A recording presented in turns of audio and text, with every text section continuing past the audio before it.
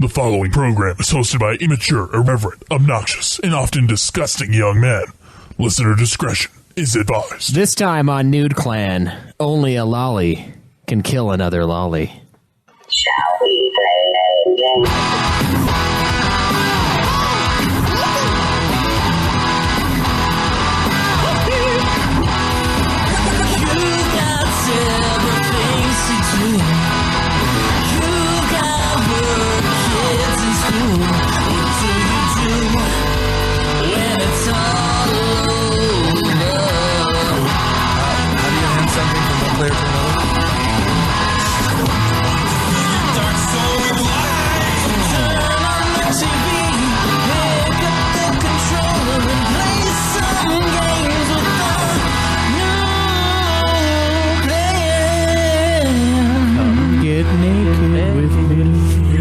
Welcome to another episode of Nude Clan, the Retcon Lyric Podcast. The Retcon Lyric Podcast? Yeah, I am your host, Caleb. I'm your other host, the writer of the original piece, Joe. I'm Caleb Craig. And this is Cameron. And today we're going to finally review Tales of Zestiria, a game sent in from our good friend, Troy Cavanaugh. He hooked us up with a copy of Final Fantasy 15, and his I don't know, ultimatum, I would say, to us getting those copies was sending us another game, 2 copies of another game to play and review. And I have invited him on to today's episode. Hopefully he makes it on. Yeah. Hopefully he does. Yeah, I sent him a message. So Schweiss, I'm confused. I didn't finish the game. Oh yeah? Oh, I'm kidding. I totally finished. I was worried about that though. Why were you worried about that? I mean, we were worried this morning, but we watched him actually beat this game. I'm not saying I was worried about it just now. I was worried about it as an idea. Yeah, this morning I'm like, is Joe going to do it? Well, I'm going to go pick up Caleb and Joe's going to have to plan another episode. Yeah. So we're 4 weeks behind? Month in the making for this episode. Do we play video games on this show? I mean, okay, now I know that the next games I have to play are Lightning Returns and Star Wars Bounty Hunter. Yeah. Good luck with that I'm last ready one. for those. I'm so ready for a game that's supposed to be really short, and then like the game that my entire other show is about that I really need to be working on. So Yeah. well, I get to have that joy soon, where it's just the same game day after day. But we'll get more on that later. yeah, I guess we will. I mean, like right now. Oh, yeah. Is it time to what has announce? everyone been playing? Oh, yeah. That's not time to announce that yet. I've been playing some Division with Cam, and I played some fucking Star Wars Bounty Hunter, the worst game ever created. Worst game ever. Did you play Armored Core for Answer? I have played Armored Core for Answer. And you're saying Star Wars Bounty Hunter is worse?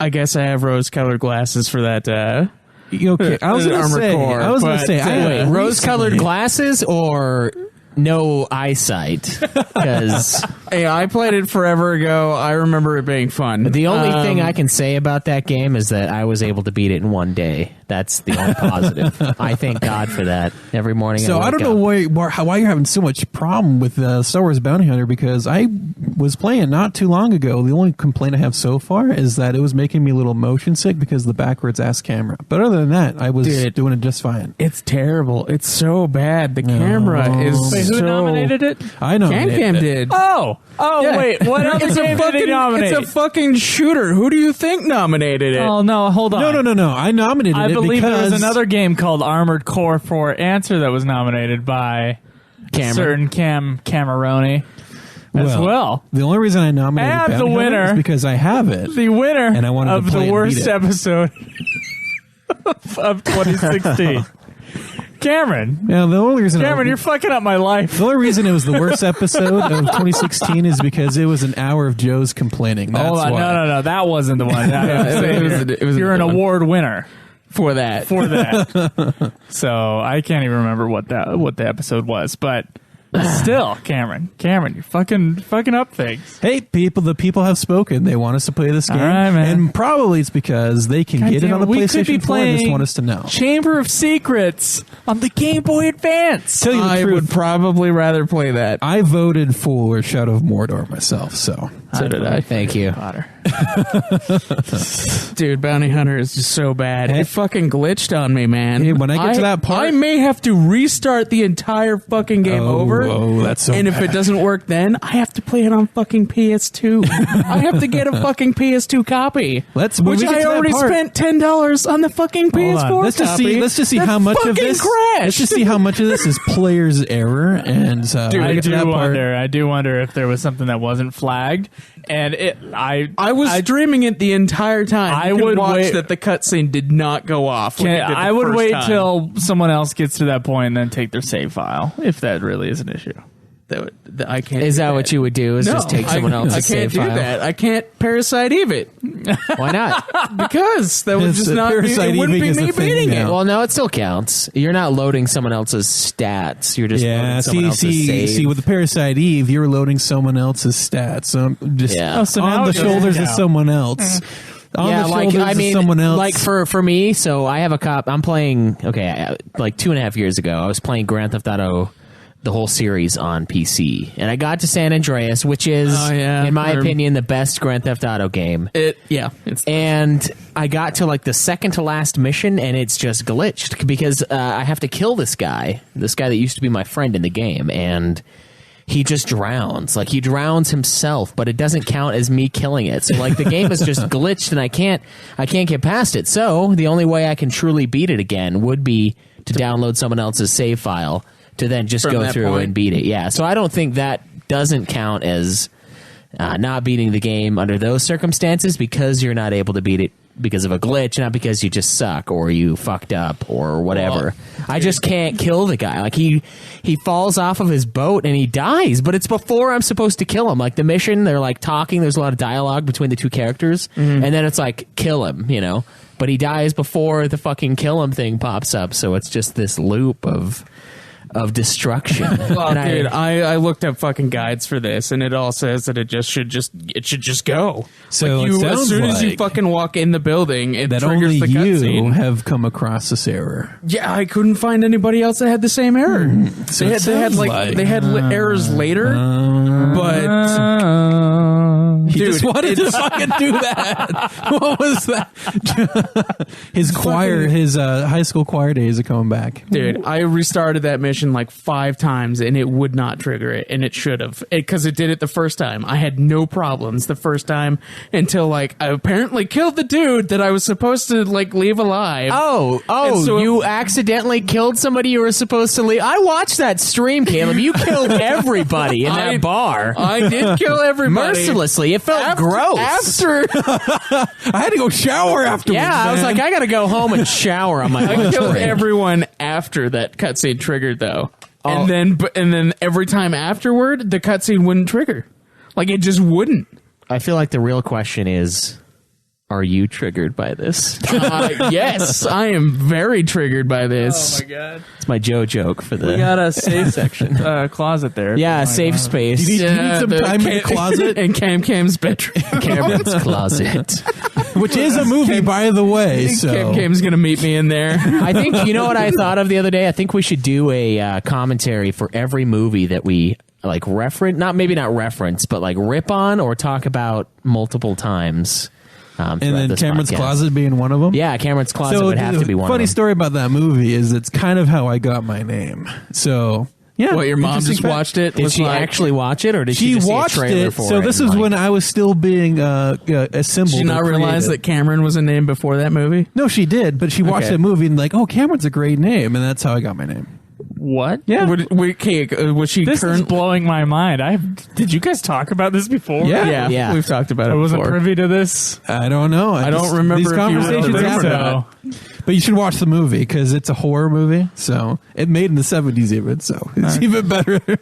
so it could be excellent. It could be awful. Oh, Yeah. dude, it's awful. It looks pretty shitty. I've only seen the trailer. It's a good thing your namesake. Yeah, that's where Yeah. it came from. So it didn't. It was Makes because sense with your game picks. Yeah. Cameron's actually hurt. Did you hear that silence? Just the no, silence. I was trying to rope the movie back into it. So I'm trying to say I was named because that movie put the name in my mom's head. And so my name was going to be Tyler up to that point, but now it's just my middle name. Yeah, Tyler doesn't fit. So your mom decided to name you Yeah, Cameron Tyler's a in real the douchebags, 70s? aren't they? Oh, speaking of douchebags. Caleb Craig is on the show today. Yeah. Wait, what are you saying? Speaking of douchebags, I saw Kira's boyfriend again, and so I was pulling up to go pick Kira? up Caleb. My sister? Caleb's sister. Okay. And For I was everybody pulling who up to doesn't pick up. I was fucking know. pulling up to pick up Caleb, and I'm like, who are these two douchebags? So they'll both have these flat brim hats. Oh, was one of them still flat? Because I bent his hat when I was over there the last time. One of them was still flat, so both of them had these Yeah, flat, I picked it up flat and was brim like, hats. fuck this guy. I'm like, Wait, are you serious? Yeah, I did. Yeah, I was like, I looked over and I saw a hat, and I was like, okay, if this is a flat brimmed hat with the sticker on it, I'm gonna shit. And it was. It was. yep, sticker still on the brim, flat Oh, brim hat. God. And so I walk up, and these two people are getting in the car. I'm like, I don't want to park next to them. They're probably gonna pull out a pack of cigarettes, and oh man. And I'm like, oh hey, look, it's Caleb's nephew. Oh, it's Kira and her douche boyfriend, and she's following suit in the clothing. Wait, did she have a category. belly shirt? Is that what she was wearing? No, thank God. Oh, no. She's gotten skinnier though, by the way, but not that skinny. Well, she still looks like Craig. So Working on that meth. You know, So for you take out your you can take out your gay feelings towards Caleb Craig and not be gay, right? I just don't have those feelings like you do, apparently. So Yeah, we were going to make ad earlier, but he's like, nah, I just have just not. Yeah, feeling it I was like, today. no, I'll just make out with your sister instead. he was eating this huge ass milkshake. You know, we could make out right now. I'm just like, I just don't. Wait, is feel that a right euphemism for something? now. No, he had a huge ass milkshake. Like he an actually actual had one. Yeah. Okay, all right. Thought we were still And he talking actually about, wanted to make out with her. thought we were still And he- talking about no, Caleb's I'm not- sister. I offered to I was like, dude, what if I just like have the mouthful of ice cream while we do this? At least you're getting something out of it at that point, right? Oh, shit. That's disgusting. Okay, sorry. That's a huge sidetrack. Cameron's Closet. You should watch it because, I don't know. Just watch it. Also, the mullet's coming back, by the way. What? So everybody has been like shaving the sides of their heads, and used to be like the shave. Now for the last couple of years, the shave of the sides of the heads plus a little longer on the top, right? yeah. Which looked ridiculous. Now it looks kind of normal, whatever. But now things are going a little longer, and it's following into the back. And although I the have full not seen that the full anywhere. mullet has not come, I have to see younger people, Cameron. I have to see teenagers all the time. So I'm seeing all the fucking stupid shit. So it's going longer and longer, and it's starting to go down the neck. And soon the mullet will return. Within Nice. the next 3 years, the mullet, which they'll come up with a new name, I'm sure. Yeah, because they'll still have the shaved sides. It'll still have the shaved sides. The mullet, dude, the mullet is returning. It'll be 1989. And you heard it here Again. first on Nude Clan. You did. The mullet has returned. It I been have away not- for a it's long come full time. circle. I have not seen it, although you do interact with a lot of people in the middle Gotta of the night. see a lot of so teenagers, you dude. see a So lot I'm seeing of, all the trendy shit, including like the nasty shirts that they have that go down to their fucking knees. It's weird. I hate it. I hate teenagers so Well, if much. that's a trend. It might be not a mainstream trend, but I mean, I see trendy people and I see clean cut people. So I see them all. I see the gambit. Craig, can you confirm the gambit of people that we see? well, he works in a fucking factory now. So. Caleb yeah. doesn't see anybody. Dude, I've still worked in like gas He worked stations, at a gas station for for, a like, while. yeah, but you know So- with these trends, you Not gotta 5 you years. gotta fucking stay up with them. So. Yeah, your puss job doesn't fucking comply with this anymore. Nope. What So, have you been yeah. playing, Cameron? I'm What not happened? finished. He's not finished. Jeez. I still have one more. Yeah, I've also finished up Persona 4. Oh, nice. Yeah, after many hours was fucking that? 2 years that I promised everybody that I would play it, I have finally done it, and it took me 70 hours. Oh, that's not bad. Finished up at like 71 hours, I think. Oh, That's Did good. you platinum it at 70? No, There's no platinum. It's a PS2 game. No, there's I have it on my Vita. PS2 game? Oh, you have it on the Vita. Is it Yeah. PS2? Isn't it? The original one was on PS2 Okay. Whoa! So That's been a how long many time. years for a sequel? Well, they did. Didn't they do It another came one? out in like 2011. Didn't they do another like Persona 4 late or PS2. something? Persona 4 Golden is the PS Vita one, so it's like an Oh. updated version. So Yeah, the series has been dormant for a while. oh really? yeah, it's been a while since the last how console date one. simmy was that? It wasn't. I joked about the date sim thing. Like, it matters, but it's not. Like the relationships between the characters matter. It's kind of like in like Final Fantasy 15, how like everybody has conversations, and you like feel like the characters. It's kind of the same way in Persona, except for like when you build your relationships with them, they start like they can help you more like during combat. Yeah. They can like res you like if you fall down, like take a mortal blow for you, stuff like that. Take It's a pretty- mortal blow for you. Yeah, I pretty know awesome. I flirted with you, but can you go die for me? Yeah, can you go dive on that grenade because of that box They of chocolates do it I gave because you? they want to, though, because you have spent time with them. Wow, that's how they pump up the fucking playthrough hours, is spending time with all these fake women. So Yeah, It's not I just the basically women. You do it with the dudes too. Oh my god.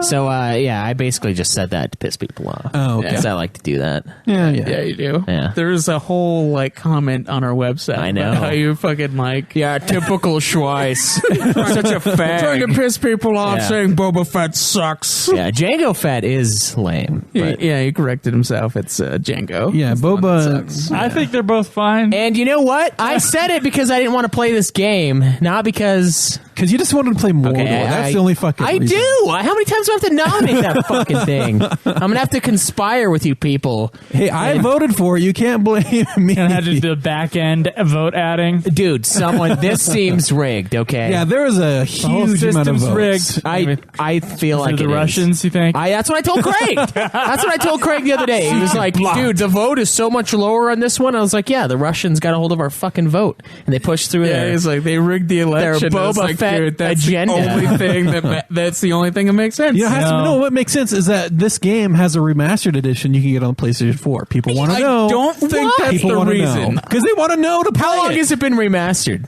I don't know. Exactly. It hasn't don't know been either. that long. Okay. Why? Because they want to know whether or not they should pick it up.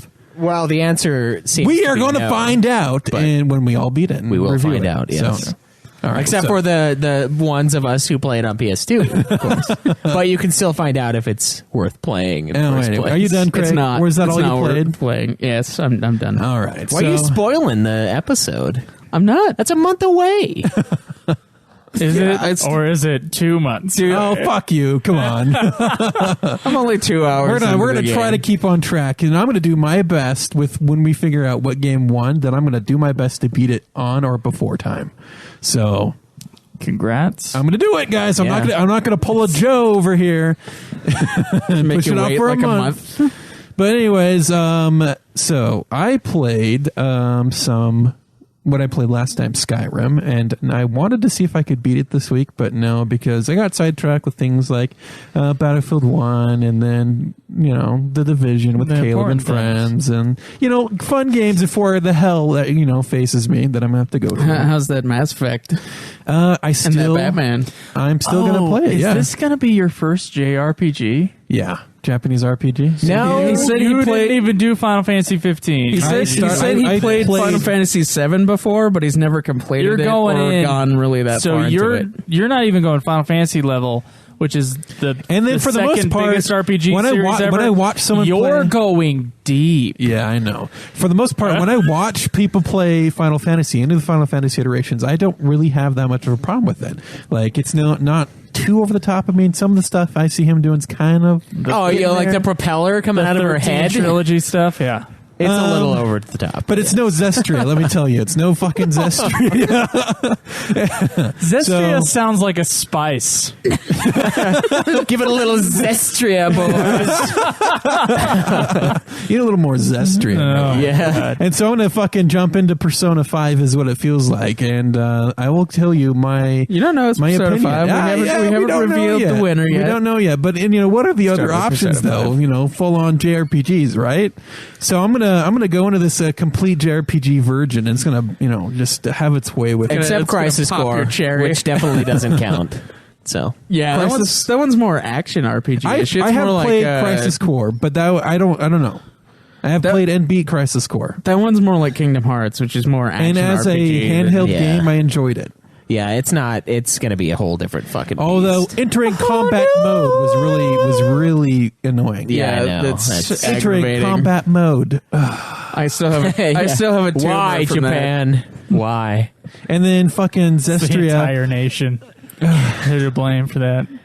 Final Fantasy tries to keep it pure though. They do. They're like, okay, let's just keep it chill here. Let's not get too Japanese. Until they use They use their own country's like name saw as this- a adjective. I saw for, this like, interesting doing graphic. stuff. yeah. That's Yeah, too let's Japanese. Let's not make this too Japanesey. Nobody really likes that. You got to remember, we're big in America, not so much in Japan. I saw this interesting graphic the other day, but I'm not going to pull it up because I can't find it. Is that all you've been playing? That's Yeah, cool, Cameron. that's pretty much. I can't wait to share with the podcast listeners about the cool graphic that you found. I would have the other day. described the visual thing. I would've nobody described else how can you're see. not going to pull. So it what up I was going to do is instead. pull up a graphic and then gauge your reactions as to whether or not I should mention it. So Okay, all right. yeah, So subtle about it. Is that all you played? that's all I played. Sweet. All right, so I have played nothing. Lightning Returns, Final Fantasy 13, 3. Exclusively. Wait, the third lightning Dudekheim. Tunicime. Yeah, I've been putting a lot of time into it, and I've been doing it off stream, which I know is a giant betrayal to our Twitch audience on Ultimate Final Fantasy, the Ultimate Final Fantasy podcast, of course. But I'm not very good when it comes to the boss fights, and I don't want to stream that shit because I am sour when I'm dying over and over again. I'm like, Dude, I'm like picking up the couch and like just picking it up to feel my body hurt to Okay, like you know, not get that so sounds mad like at this shit game. people want to see on a Twitch stream. So you probably you have should not, have been you have streaming not that. gone full Schweiss yet. No, that's true. I Yeah, haven't. he The hasn't done controller that until he's lives. thrown a controller through a TV. I did slam it on the couch as hard as I could, but it is a cushion, so it didn't do anything to it. I didn't bounce and hit the ceiling fan. Or Yeah. anything. I also kicked the couch. That hurt really bad, and I punched the couch, which didn't hurt as much as kicking it, but it was still pretty fucking bad. I know. It's- I think it's rubbing off of me because I felt the game rage a lot recently. Yeah, I know. Oh. I'm like, Jesus, Cameron, just stop playing it. But then I get on 13 and I'm like, fuck you! How many times do I have to fight this guy? Why is it such a fucking bitch? Normal mode? Oh, you mean hell on earth? Is that what you meant to fucking put? But I'm enjoying it though. There are some gripes. I do have some complaints about the game. Hope still needs to shut up, but I am having a lot of fun completing a bunch of the side quests, and I'm kind of taking my time. And now that I've gotten a little more used to the game, I'm having a good time with it. It's all right. I don't know. There's time management in it though too, which you have like a certain set number of days to beat the game, and doing certain events adds to that. So you get like more days unlocked by completing the main quests. And it's crazy. There's like 5 main quests, I think 5 or 6, and you can just access most of them at any time. So you just choose what you do. And there's all these side quests and all sorts of shit. It's very different, and I'm starting to enjoy it. But there's a fast way of beating this game, apparently. I don't know. I don't know. I don't know. Because I don't know. I've really put Yeah. off that game for a while, and I feel like we need to just. I don't know if this one's one you can just do in 20 hours though.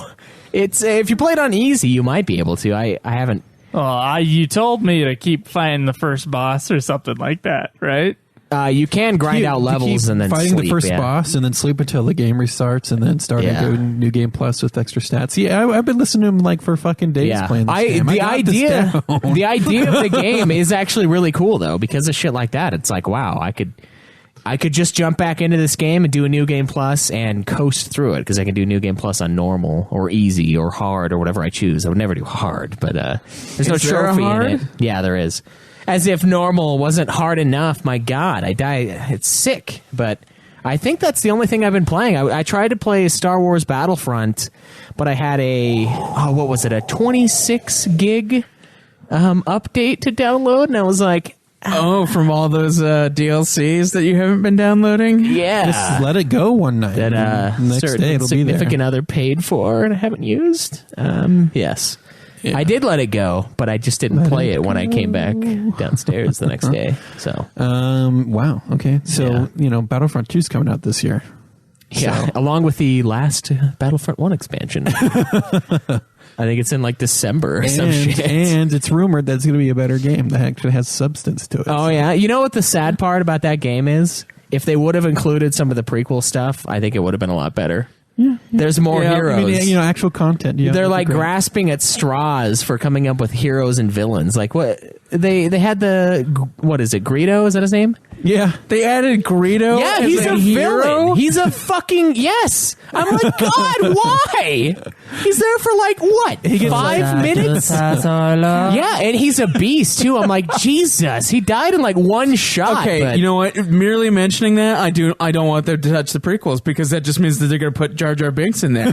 They probably would, actually, yeah. I heard And the only benefit of that would just be to kill Jar Jar Binks. Greg, I heard an excellent Smear the interview queer. with the guy who played Jar Jar Binks last night. He was on the new episode of I Was There Too. You got to listen to it. But apparently better about in the new canon, like Jar Jar Binks like quits politics and becomes like a street performer. For reals. In canon. Canon. nice. A new Who Star the Wars fuck book made came that out. Canon? And that's apparently what happened. Okay. Yeah, you're like, look. When I was listening to that, I was like, It's funny What? because it's a huge turn of events, but you could totally see Jar Jar Binks as a street performer. well, yeah, I could see him excelling. That little hat of his would be full of change. That is fucking Charlie Chaplin. Yeah, but that's about it though for my. Oh no, that's not it. I played a bunch of Legend of Legacy, the game that sounds fake, on my DS. I finally found it. This is one that was your copy that you found. Yeah, I had been wanting to play this because one of our dear friends / listeners, Gammon Stark, sends me a fucking Christmas card every year with his more and more continually Asian turning daughter and wife. His wife? How Okay, can they look. get more Asian? No. All right, what happens when you have a Christmas card, right? You have like a few photos from throughout the year, Like the first one, his daughter's like a little bit Asian. The second one, she's pretty Asian. And then the third one, it's like they're both Asian and then this is their child. So Gammon Stark, good friend of the podcast. a lot of recessive genes. A lot of recessive genes. Sorry, Is that buddy. what you're saying? Yeah. Okay. No son of mine, but I finally decided to start playing the game because it's a gift, and we should play games that are gifted to us. And I've put like 2 hours into it during lunch and stuff, so it's fun. It's a very, very traditional, like throw you out in the middle of the world, go do your thing, JRPG that's turn-based, so yeah. Cool. It's good. One day Caleb and I will have to review it when we both beat it. Yeah, I have it too. It's on your backlog, so It is. we should. One of these days we should make that the game. You guys definitely should. Yeah. One time I played a video game at work and I got side looked at me, just like, what the fuck is he doing? But it was my full on PS4 hooked up to a monitor using their internet. It was awesome. Wait, you brought your PS4 to work? Yeah, because I went to stay at my mom's, and so I brought my PS4, but then I went to work for my mom's. I just had my Naturally. stuff with me. And so I had my stuff with me, and then I'm just like, what the fuck? It's lunchtime. Just let's play around a Battlefield. And I did. Nice. Well, all I played this week was Tales of Zestiria. In fact, It's good that you did that. I don't think I ever took more than an hour of either like just staying around here or playing Tales of Zestiria, or I had to do something else. Like there was all my free time basically went to Tales of Zestiria. So you're welcome. Yeah, it's a good That's, thing that you did that. The game is beaten. I don't know. And, There was a time, there was probably about 20 minutes of you sitting on my couch with no pants, pinned down, because me and my girlfriend were in the house. Pinned down? Yeah, so he's saying all of his time. No. Okay, you said he I had was an in his hour. underwear and he was pinned down Yes. by you and your girlfriend being in the house. Yes. Someone. on, Joe hold on. is a power bottom. Okay. More context. I had about an hour before I had to get on my bike and go to work. Okay, so it was about 8:30, and I didn't have any pants on. Caleb came in the house and was like, "Oh, I guess he'll go meet Alexandria later." And then he leaves, and then 1 minute later he pops in with Alexandria, and I'm like, "Hey, Caleb, the answer to what you should have said was Joe put on some pants before my girlfriend comes in here." and so, and then they go away, and I keep playing the game, and then Caleb comes down and he starts talking to me, and Alexandria's there, and then I stop playing the game because I'm like, I gotta go take a shower and then go to work because Yeah. And I'm thinking like, why don't you just go then? and I still don't have any pants. I'm just sitting on the couch, and the time's a ticking, and I had to finally tell him the reason I wasn't. At least he didn't I pull was a neither Joe. playing the game nor was I getting off the couch. At least he didn't pull a Joe and invite his whole fucking production team over. I'm still in my boxes in the closet. it's like to be noon, and I'm like, God, I gotta leave this fucking gotta get closet. out of this fucking closet. And so I'm like, hey Joe, can you please like throw me some fucking pants? And he throws me. I text Joe, hey, throw me a shirt and some pants. He throws me Caleb's shirt and pants. It would never fucking fit me in a million years. Why the fuck were his skin shirt and pants where like I don't know. Ask him. It's his house. He can throw his fucking shirt and pants when he wants to. Camera comes out. He's like barely moving. Like, oh, this is so tight. And so there's that. Cameron's closet. Yeah. So interesting times. Yeah. Yeah, Good times. Has anybody beaten a game? Yep, I beat Persona 4. Persona 4. Nice. Finally, Congratulations. over the Cameron, it looks like. For now. Yeah, it's a fucking month of not beating anything. Didn't beat a game. You know what happens when you don't have to fucking beat a game? You just like you get there and you're like, why beat the game? Just let it enjoy it. Let it go on. Taking a leisure stroll on my hog lead this time. Yeah, you are. So I gotta fucking beat 2 games now. So you didn't beat a game, Cameron? No. I didn't beat a game either. I will have Lightning Returns beaten by next week. Wipe though. that fucking smug grin off your I face. beat Tales of Zestiria. Yeah, like you fucking should have 4 weeks ago. Yep, that is true. Oh, you're catching up on the hog. This is a shit. Yeah, I caught up. Yeah, still in last place, but now there are no ties. Yeah, Because Craig clear is in line of first superiority. place with 7 games beaten. Cameron Wilson, second place with 6 games beaten.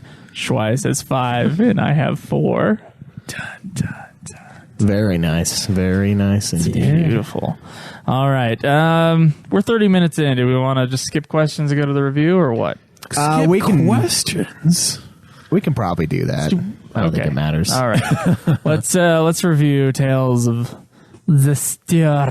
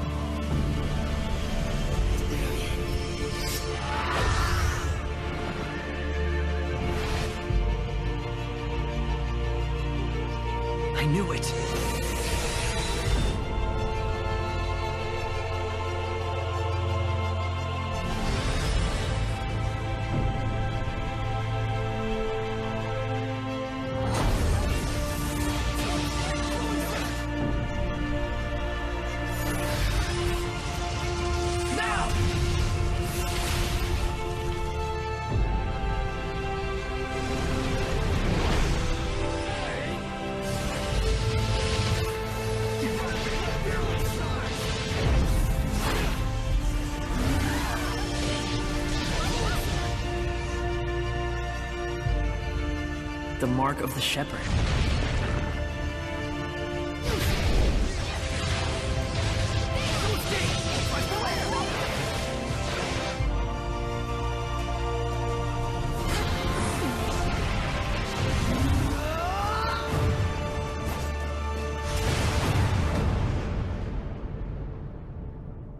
Tales of Zestiria is the 15th installment in the apparently long-running Tales series that I had never played before this game. Me neither.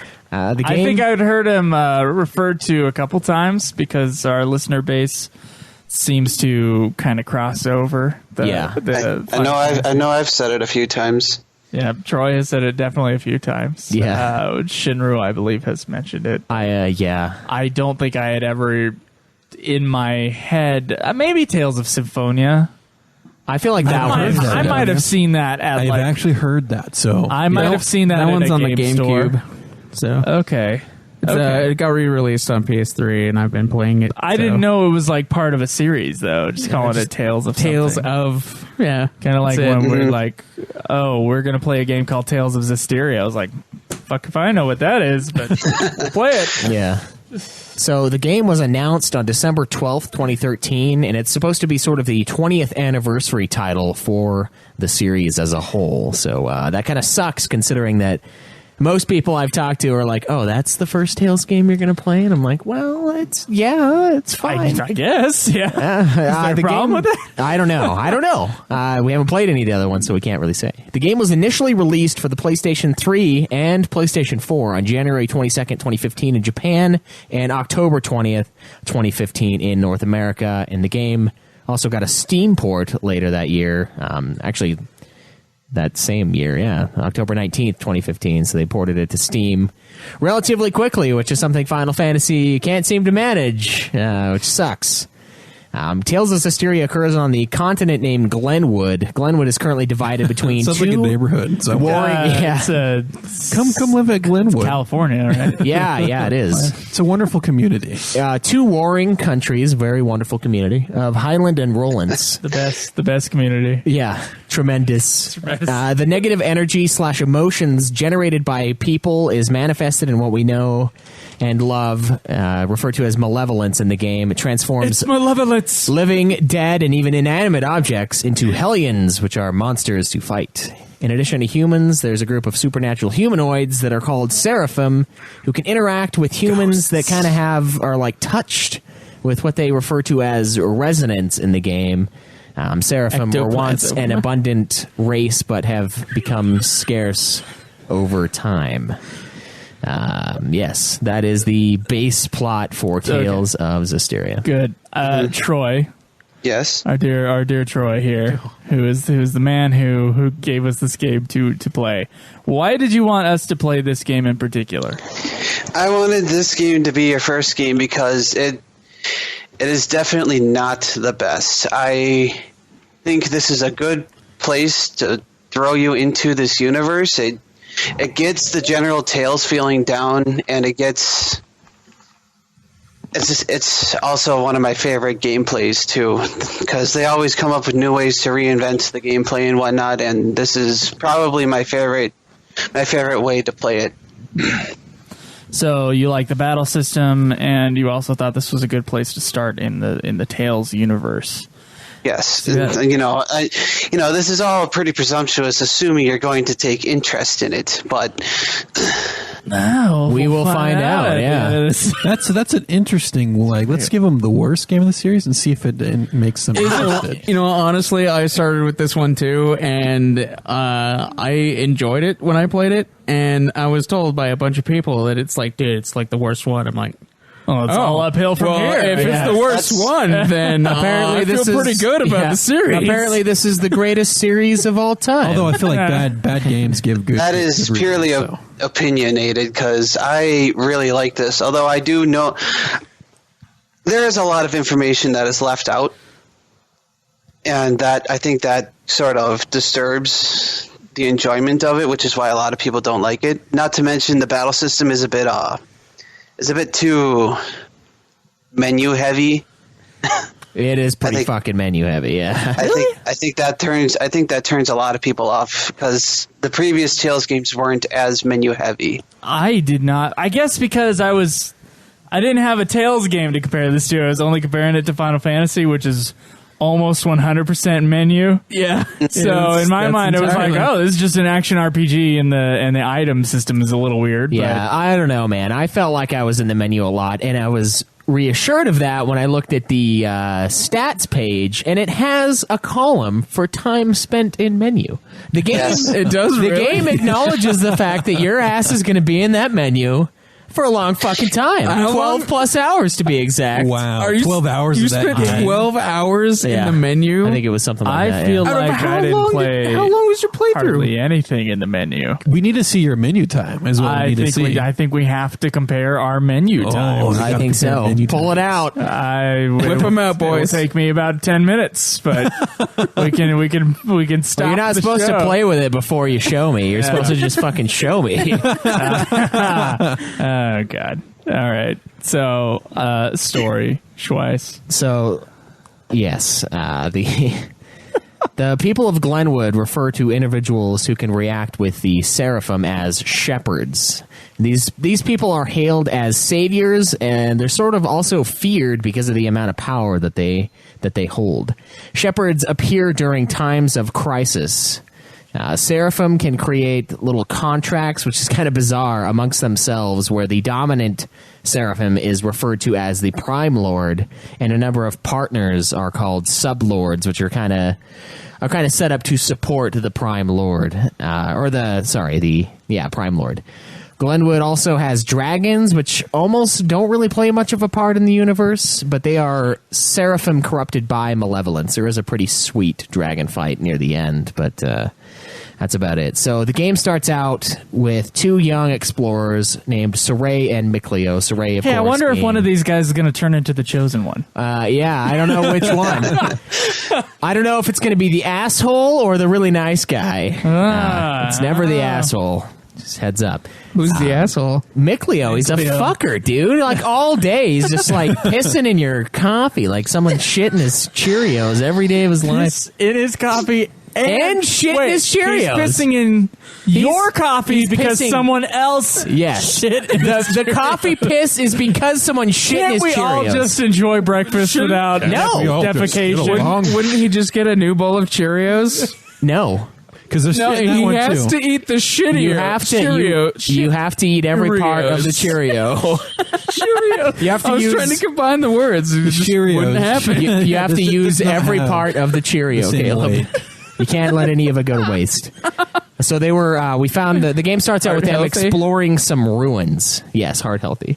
They come across a girl named Alicia Difta and bring her back to the village Elysia. Elysia is where the Seraphim and the Seraphim hail from, as far as we know at this point. Alicia ends up heading home, and the party encounters a hellion called Lunaire, who is. This is when the game hits like JRPG overload with this guy's hair. All right, I'm just gonna throw that in there right now. It's nuts. He looks like a little wolf, and he's got like this massive hair. Yes, very odd, very odd, but whatever. We fight Lunaire, and then we thought he would be like the big bad guy, and he just like he's just like he's just a little guy. I guess he comes back later, but so you can kick his ass. It's not a major plot point. No, not really. So this is where you come across. You follow Alicia home. And you come across a Prime Lord, your first Prime Lord, or the only one, I guess, named Lila. And Layla! Yeah, Joe and I thought of the... Got me on my knees, Layla. Yeah, that song pretty much every time. Every time. Yeah, and of course, Lila grants Saray the power to fight the Hellions by becoming his Prime Lord. We then figure out that Alicia is actually royalty, and she is the princess to one of the warring factions, the Hyland Kingdom. She joins the party to fight Hellions as sort of a squire figure, and the party sets out to fight Malevolence. This is just in general the grand war on terror that this fucking guy has decided to fight, right? The main cause of this Malevolence is a creature known as the Lord of Calamity.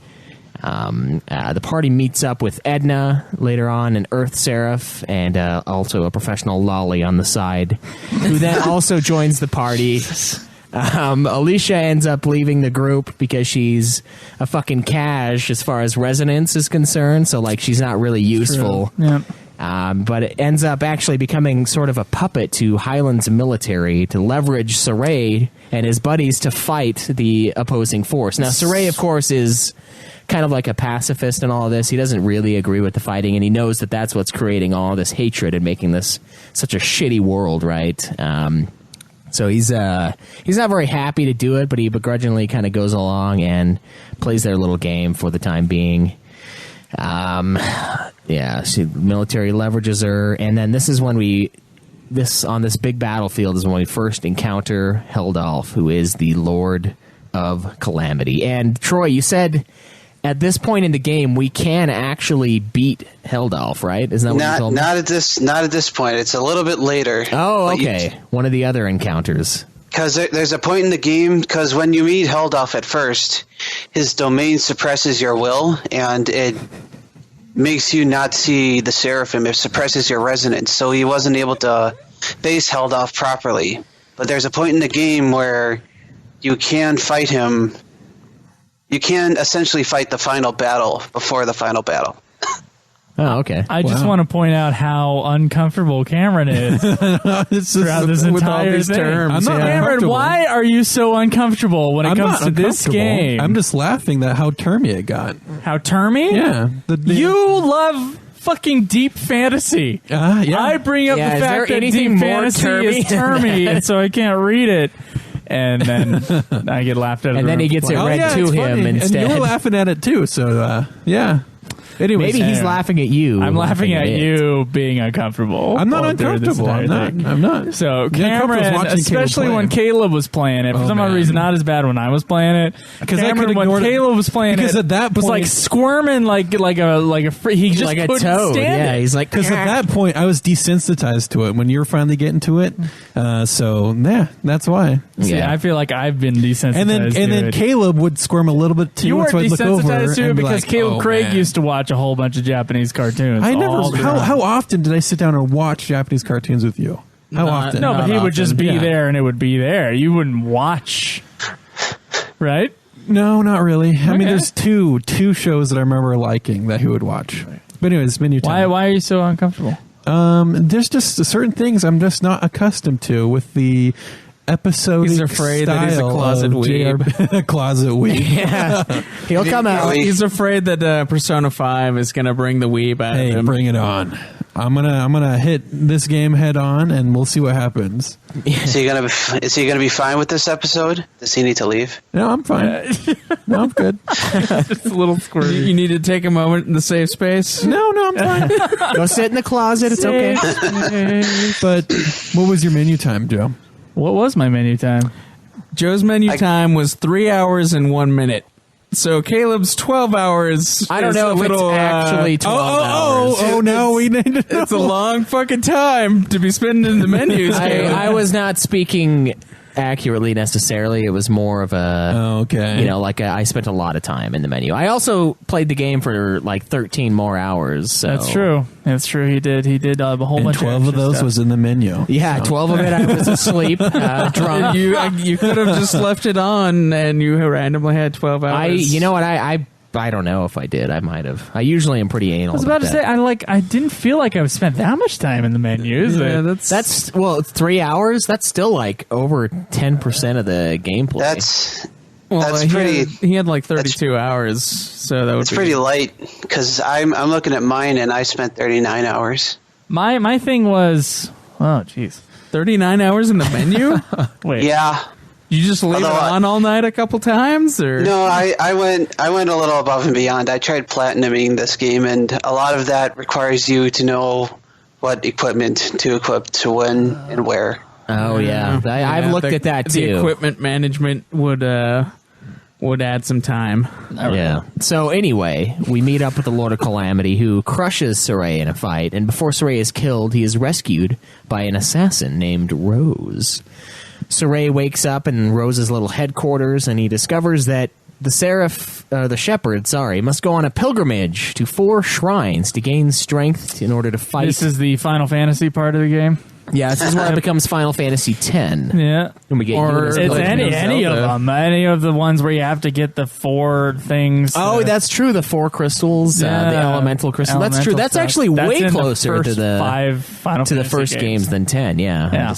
So this is where it really becomes Final Fantasy. Rose finds out that she actually has high resonance, unlike Alicia, and becomes Soray's squire, along with Guns N' Roses guitarist / wind seraph Dezel //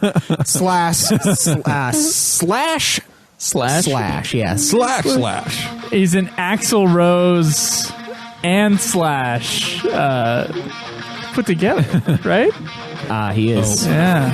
I would say he's more Slash, and a character we're going to get later is totally Axl Rose. Oh, okay. Oh, yeah. All right. Trying to remember here. That's right. I got the 2 characters mixed up. The guy who replaces him is Axl Rose. Yes. Yeah. All right, time to get the stream banned. So once the group clears the 4 trials, which, I summarize in a sentence, yet is one of the biggest quests in the game. It's huge. Yeah. It's the second half of the game, pretty much. Yeah. Oh, no, you're forgetting the orbs. Yeah, the orbs are pretty The heavy. iris orbs. Yeah. Yeah, those are sick motherfuckers.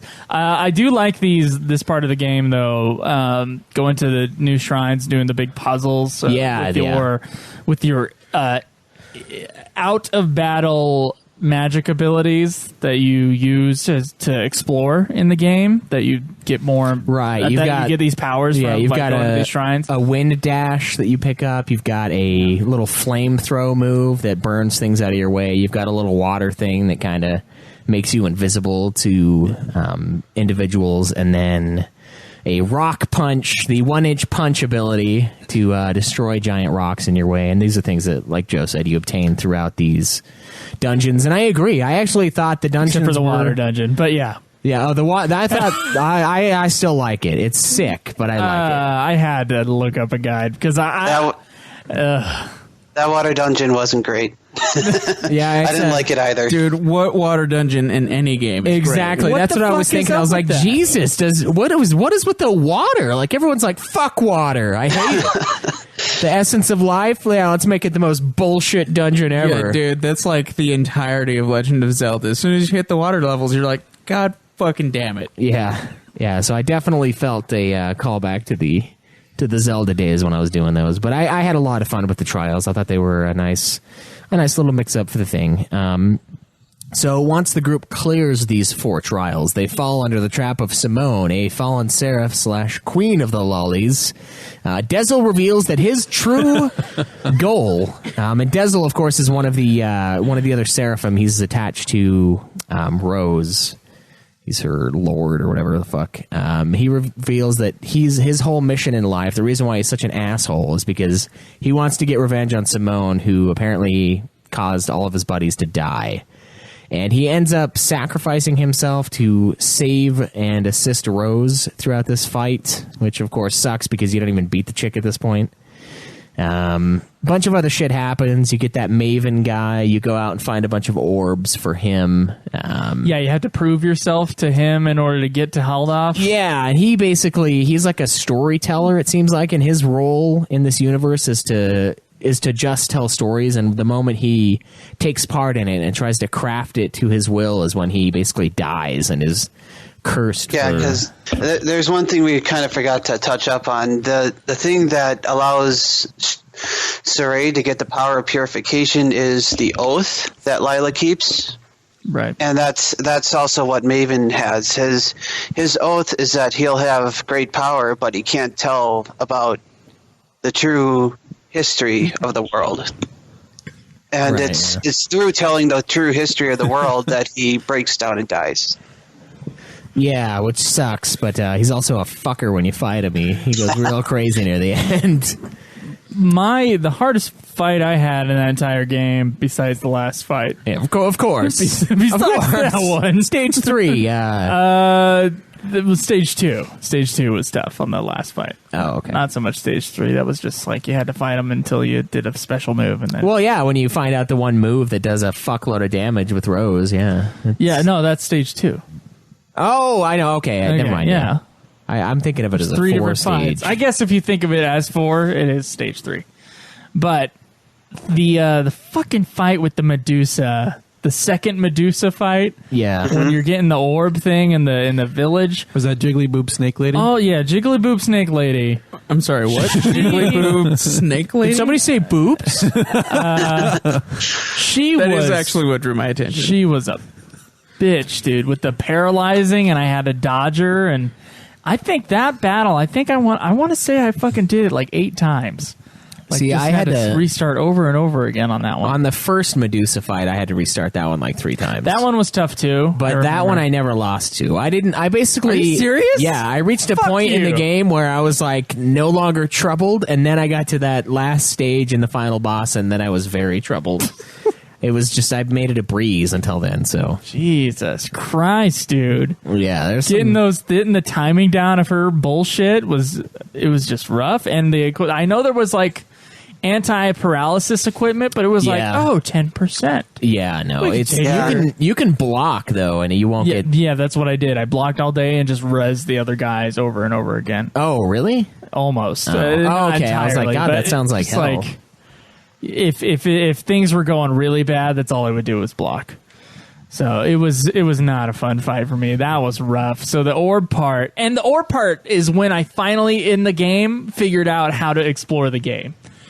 Because for me, it was like the stars and talking to the girl to figure out where to go was like really pissing me off. Yeah. I couldn't quite figure it out. But then, like, 3/4 of the way through the game, finally understood how to explore the game. Yeah, it's odd because it almost has that classic RPG feel where you are just thrown into a world, right? And they're like, oh yeah, just go to there, and I'm like, oh, of course I know where that fucking is, because I've played this before.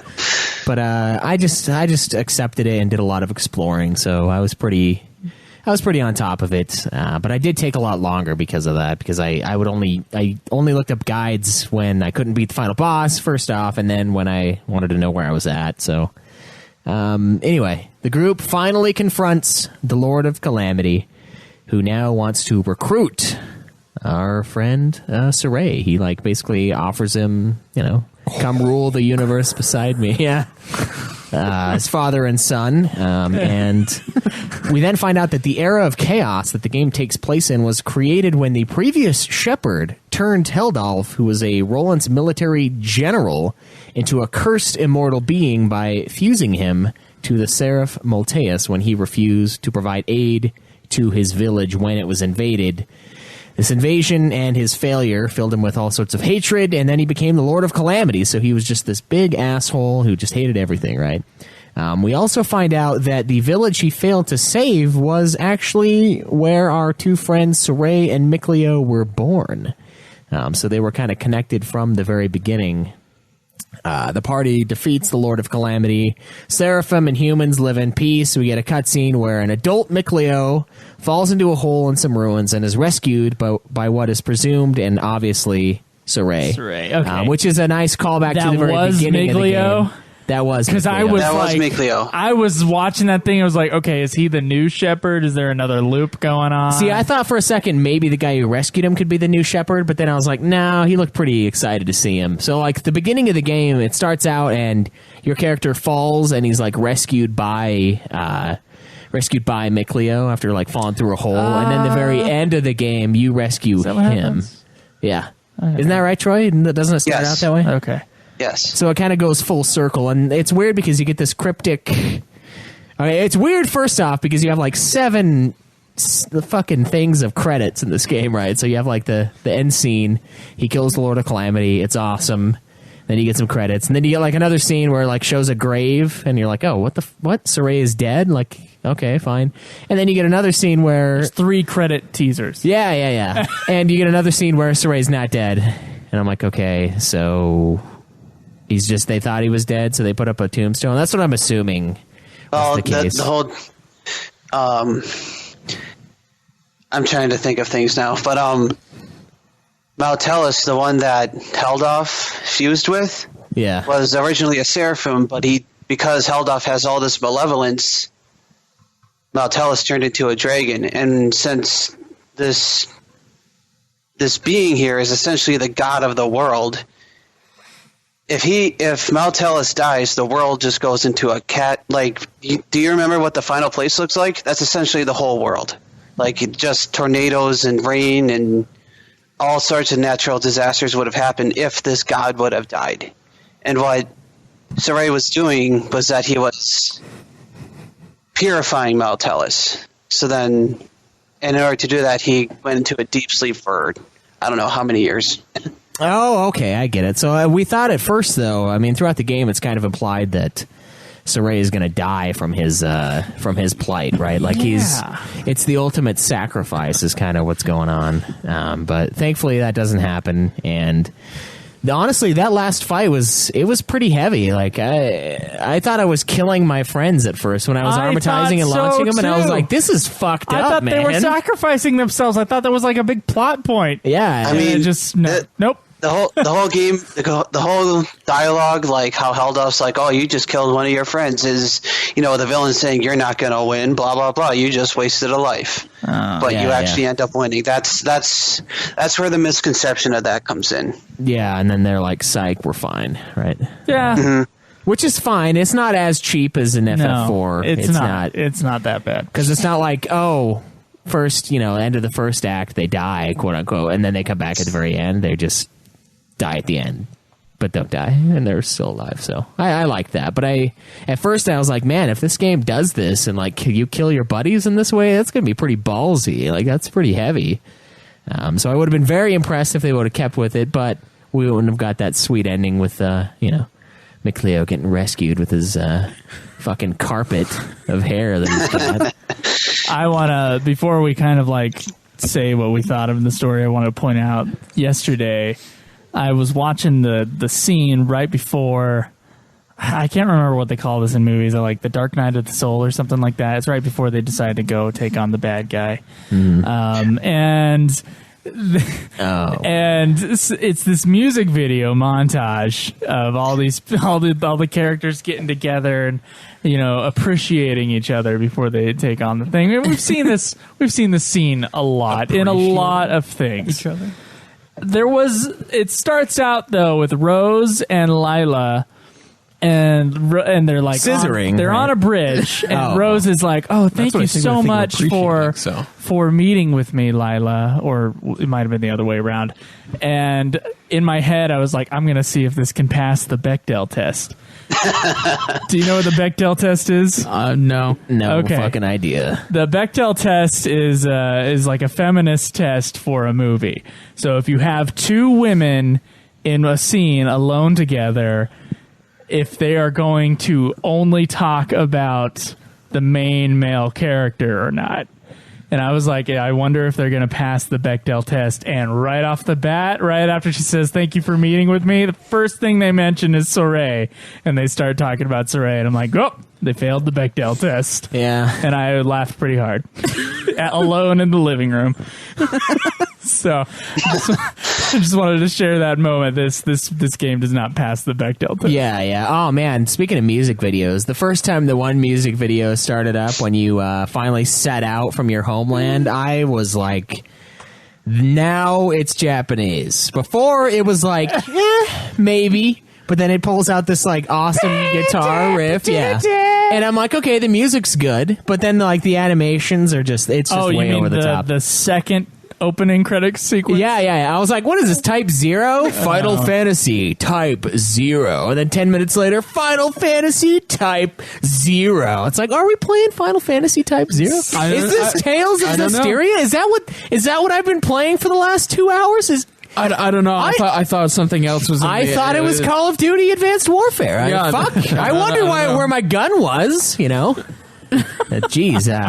seriously though, it kicked it into high gear at that moment, and it let off the gas for a little while until the lollies came in, and then it kind of went into high gear again for a little bit. But it didn't super over sexualize them in this. I don't think so. I don't think it sexualized them, but I don't know. It was still awkward, especially the one still weird. Simone chick, because her shirt is like it's like a wife beater. That's lolly to That's the max. Yeah, I was like, oh god, if the wind picks up, oh, I don't want to see that. You don't want to see her blow away in the wind? Well, no, I do. I don't want to see that. Yeah. Yeah. Later. That was easy. Yeah. What did you think about the story, Twice? I enjoyed it. I think it's a pretty standard hero saves the world kind of story. I enjoyed. I don't know. The story to me wasn't the main draw for this game. Like when I got into the game, when I started really getting excited when my shift would end at work because I would come home to play it, it wasn't because I wanted to find out what was going on in the story, because I pretty much knew what was going to happen. I'm going to have to face off against this guy, this Lord of Calamity. It's going to be a pretty standard run of the mill hero's journey kind of a plot line. I do think it fit pretty well, and I actually enjoyed most of the characters in this game. Lila I thought was pretty funny. She had a lot of like really stupid jokes that she would crack, like all the time. I loved them so much. All the Of course you did. It was like watching Arrested. all the puns. Yeah. It was like watching Arrested Development for me. It was like, the first 2 or 3 episodes, I'm like, okay, this is good. And then like by like episode 5, I'm just laughing my ass off at everything because it's just like, it's so over the top and it's just ridiculous. So I ended up having a lot of fun with her as a character. I liked the stuff with Heldolf. I liked uncovering his past with those orbs. I enjoyed the lore to, about as much as I probably could, but I feel like the story overall I found enjoyable, but not the main attraction to Tales of Zestiria. I don't think I would want to go through. If I play it again, I might end up skipping the cutscenes just to get to the combat, because I think that's really the gem of this game. It's not so much the story or the storytelling, but the combat itself. And there are a lot of fun interactions within fights with the characters as well. So it kind of takes on a obviously it's an action RPG in its combat, but there's a lot of dialogue, a lot of important character development that is to be had during certain battles, and I kind of enjoyed that as well. It kept it fresh, so it was good. I had a lot of fun with the game. Good. What do you give it out of 10 for story? I think I am going to give it a 7. 7 out of 10. Yeah, I think it works. It's not the best, but it is enjoyable and gets the job done. So. I am going to ditto your 7 out of 10. I think the story itself was pretty standard RPG, chosen one, kind of fair. And it shines a lot more within the characters themselves more than the story. And yeah, I love Lila. I even love Axl Rose. Yeah. He's a lot of fun. Oh, I forgot about that. Axl Rose is Zavid, awesome. yeah. He's a bro, man. Zavid's a lot of fun. I think Soray is kind of like a kind of bland hero, but I don't have enough complaints about it to take it below a 7. Yeah, Soray's basically Frodo. Like he's just a really good guy. Yeah. Yeah, it's just a good dude. Yeah, that you could relate to. Until he wants that damn ring. Yeah. Yeah, he's a good guy, unless you're a group of assholes that aren't good guys, and then you can't really relate to him, but, Sure. Yeah. What did you think of the story, Troy? Well, I agree with you that it's pretty straightforward, and I did like it for the most part. If I had to give it a rating, I would say I would give it a 6. Okay. Because while the story works on its own, there's just not enough information as a standalone title to give me like this is really fleshed out. Like it just didn't seem like there was a lot of backstory for a lot of things that were happening. Besides the fact that the two main guys, Mikleo and Saray, are all about wanting to discover backstories and discover ruins and whatnot. That's fair. That's a good point. I didn't think so much about the lore of the game. I was thinking definitely more with the sort of characters and emotional arc of it. There's certainly things to be There's certainly things left wanting, I think. When it comes Well, to yeah, the there's all that, but like one part that I think could have been totally redone, and I think would have benefited the story completely, is the fact that Edna joins you because Saray promises to cure her brother who has turned into a dragon. And there is a part where you interrupt the war because a dragon has been planted just straight up in the middle.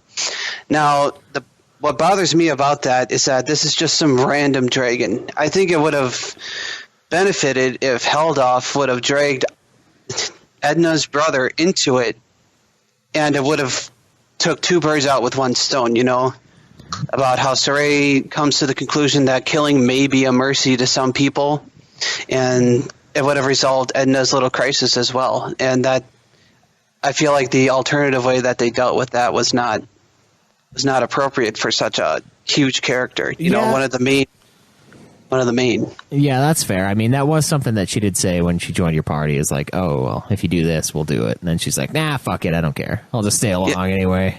Exactly. There's a lot of missed opportunities, and that's why I give it a 6, because by itself, there just seems to be a lot missing. It's no Final Fantasy 15. I won't get into any more of that, but no, you just send us games that are missing stuff, don't you? yeah. Kidding. Jesus, thank you.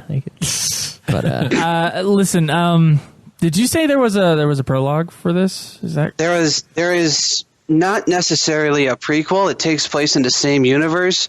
There's still things like Seraphim, there's still the Shepherd, there's still the Lord of Calamity, but it's its own complete different world. Like, it's way back. Those ruins you've been exploring all throughout Zestiria?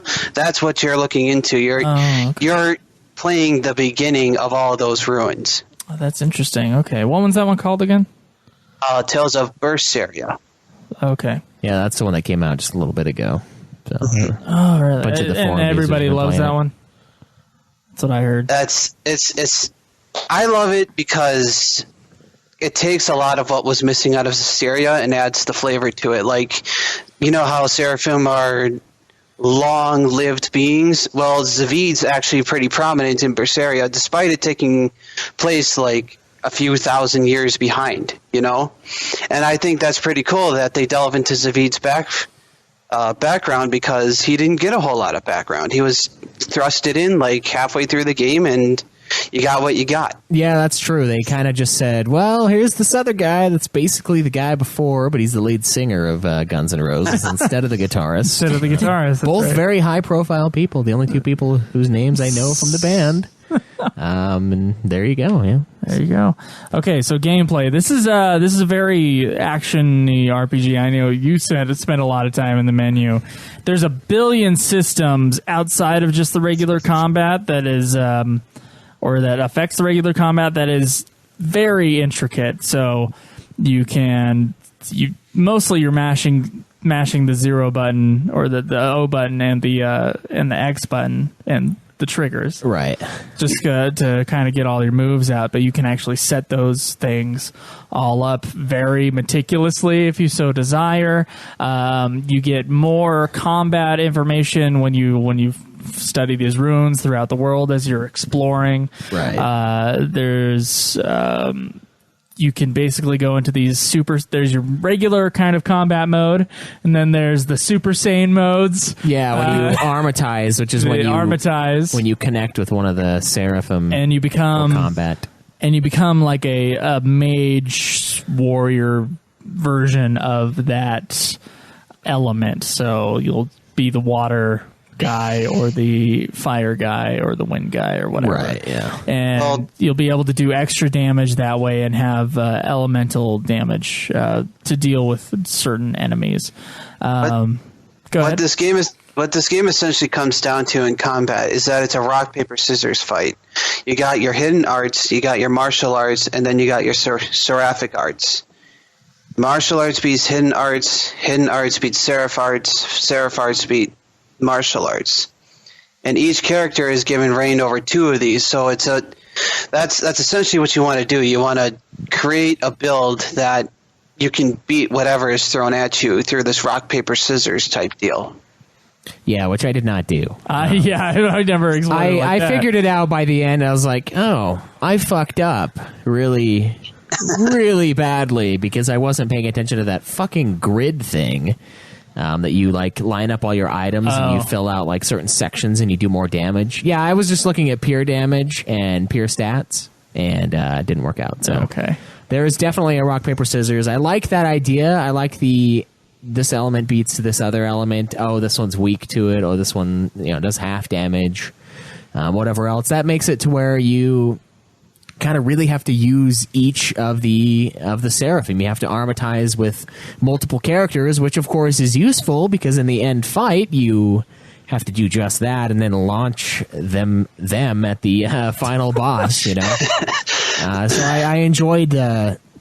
I enjoyed the gameplay a lot. I think the action element was a lot of fun. I mean, it was a lot of mashing X, but then once I finally started figuring out, okay, this is, these guys are weak against this, these guys are weak against that, I would go in and like switch around whatever moves I was using, because like if I noticed I was running into a lot of this one enemy that I have a move that he's weak to, but I don't have it equipped. I'll just throw it on for this certain dungeon. I'll make sure I armatize with Mikleo or Layla, depending on what enemies I'm fighting. I thought that was pretty cool. I also like the equipment element of this game, how you can combine weapons to carry over stats. I'd say that is nice. Yep. I like it, but I did not understand use it very well. I feel like I wasted items that were good.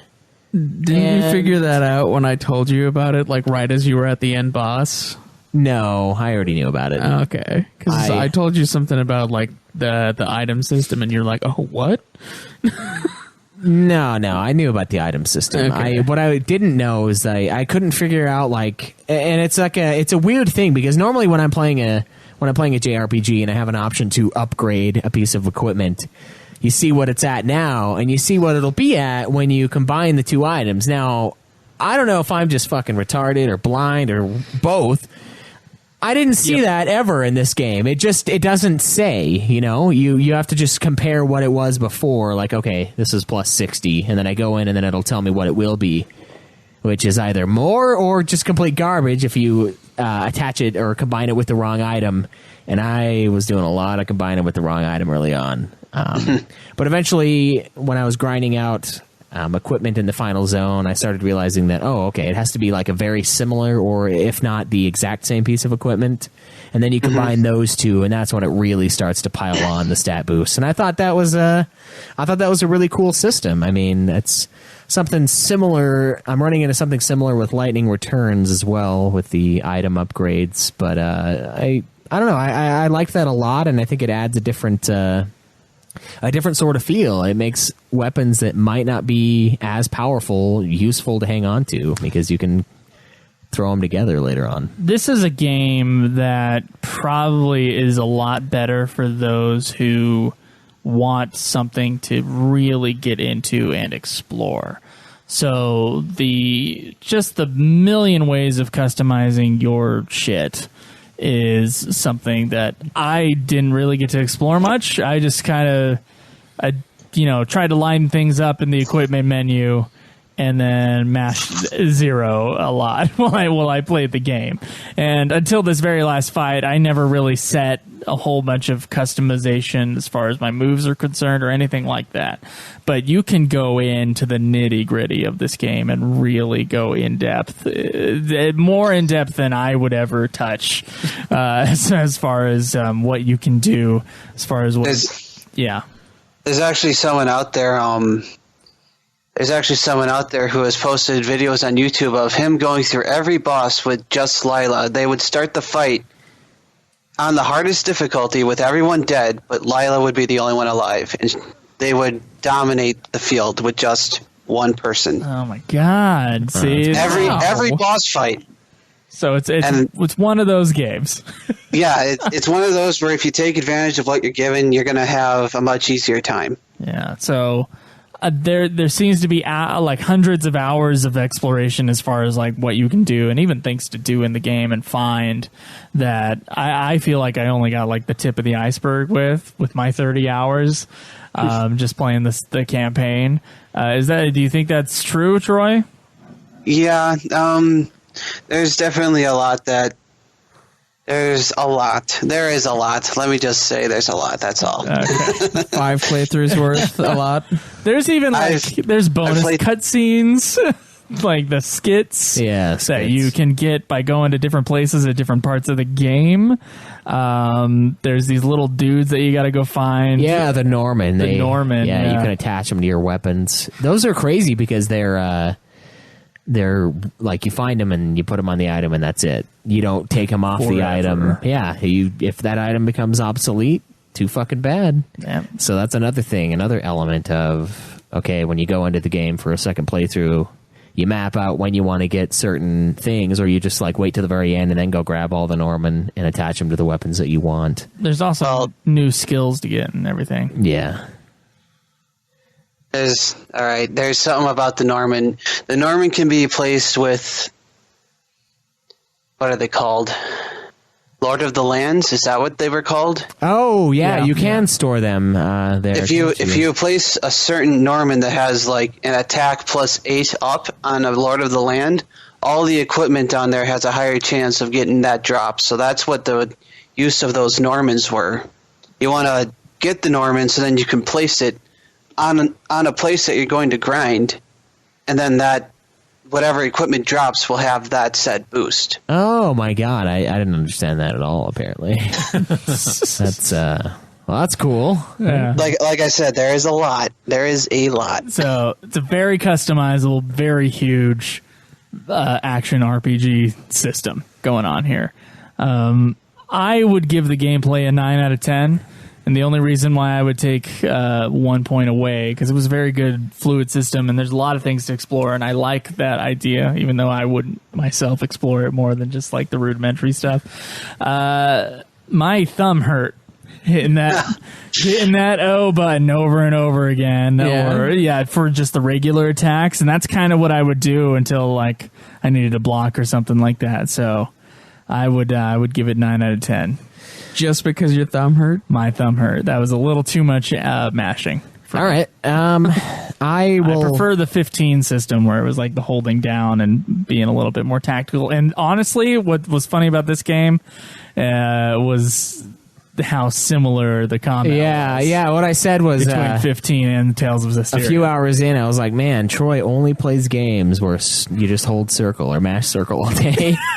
It was pretty fun. I would also give it a 9. The reason why I dock it is because for me, and I know Craig, you had no problem beating the final boss, right? You just beat him? Yeah, I just beat him. Yeah, it took me a couple tries, but I didn't try any more than like 3 or 4 times. I had serious issues with the final boss, and I feel like it was not scaled properly. And I know I didn't understand certain elements of the... It was probably just because you didn't maximize your equipment stuff. Well, yes, that's true. You say that, but I did every single optional boss fight, all of the anomalous orbs. I picked up everything else. I killed all the other big baddies in the entire fucking game, and I still couldn't beat it until I fucking threw away all of my dignity and reduced the fucking difficulty to easy. Yeah, you're a bitch for that. And I'm pretty sure I can actually probably beat it on normal now. Now that I'm thinking about like what I need to do, I could definitely do it. But I feel like it was a little bit imbalanced for that final fight. I felt super unprepared. I got trashed when I got to that third phase. I mean, I don't know, man. I feel like it tried to make the final boss impactful by making him difficult, and you really did fuck up a lot of your shit. I looked at your equipment, and you had no bonuses going on for your dudes. I know. Just like I didn't nothing. get that. I didn't get the entire thing. So maybe it is just me being a fuck. But regardless, it did seem like it was a little much because I fucked up my equipment for everybody, and I was still able to beat every other fucking person in the game. Every other thing I came across with ease. Yeah. For the most part, there was this roly-poly guy in a cave that fucked me up. There's a character from a children's TV show that just wrecked you. Oh, he Yes, Armadillon. It's not Armadillon, according to Layla. It was tough, dude.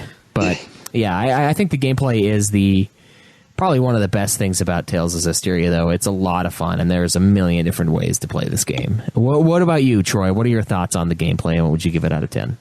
Well, like I said, this is absolutely my favorite style of Tales that I have played, so I'm going to give it a 9 out of 10 as well.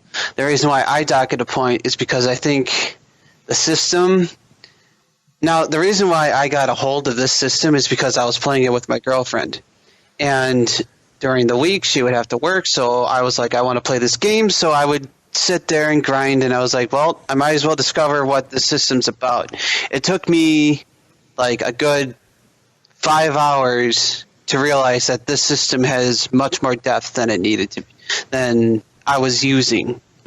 And I think that's sort of a bit harsh for most people who want to come in and enjoy it like you guys. Like, you didn't quite understand it, and I think it says something that a lot of people don't understand what the system is, even though the battle is heavily dependent on your equipment. Like, leveling up is a secondary thing. The equipment you have comes first. Yeah, definitely. The level Hey man, up. everybody skips those tutorials. Like, that's... I watched And them. Final Fantasy VIII, man, nobody read through the equipment thing at the very beginning. That's why nobody knew how to play it. I skip with pride. Fuck that.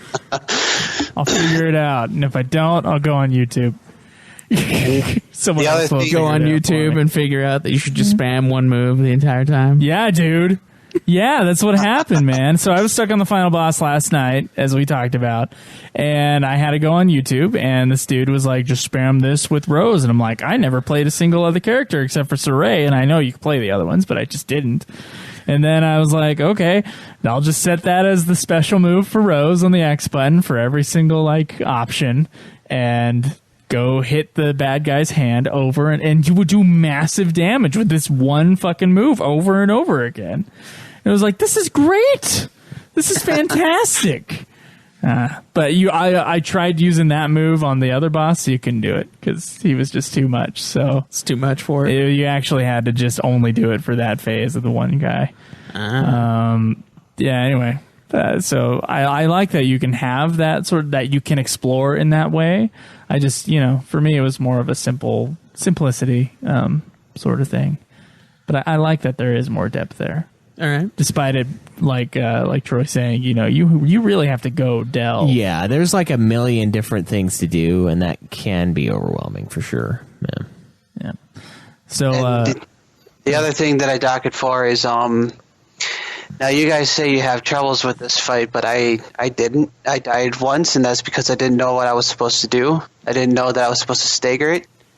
And once I understood that, this game seems to think that the larger the opponent, the more difficult it is, and that is not true.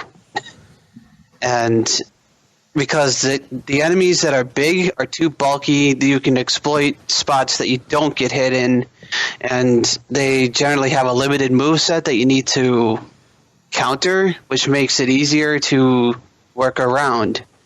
And something as big, like the entire game builds up this dragon, and the dragon is a pushover. Like, I beat it so quick, and it kind of docks it. I kind of dock it for that because I like my challenge. I like putting up the difficulty because I think that's also part of the game instead of just the story. The main reason most people go for a story or for a game is because of the story. It's at least these RPGs. Yeah, and I like it when the story and the combat are both engaging at the same time. Like, I like it when I think, oh shit, I might actually die. Like, it makes me think, what can I do to improve? And this game has done that, except for the parts where it built up to be such a big deal and it wasn't.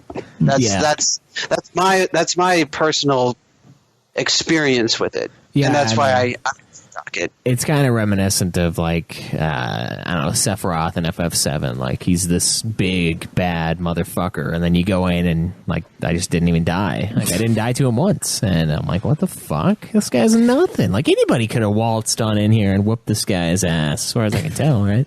So I that definitely kind of affects both the story and the gameplay in a way, because if you're always hearing about this big bad dragon and then you go and just fucking thrash it, like I did too. It wasn't a super fast fight, but I was not concerned ever with my longevity of my characters. Oh yeah, the dragon wasn't that bad. Yeah, and it's like, I don't know. I could see that. There was kind of a big build up to that thing. Yeah, it was a huge build up. It's like, it's here. That's a good point.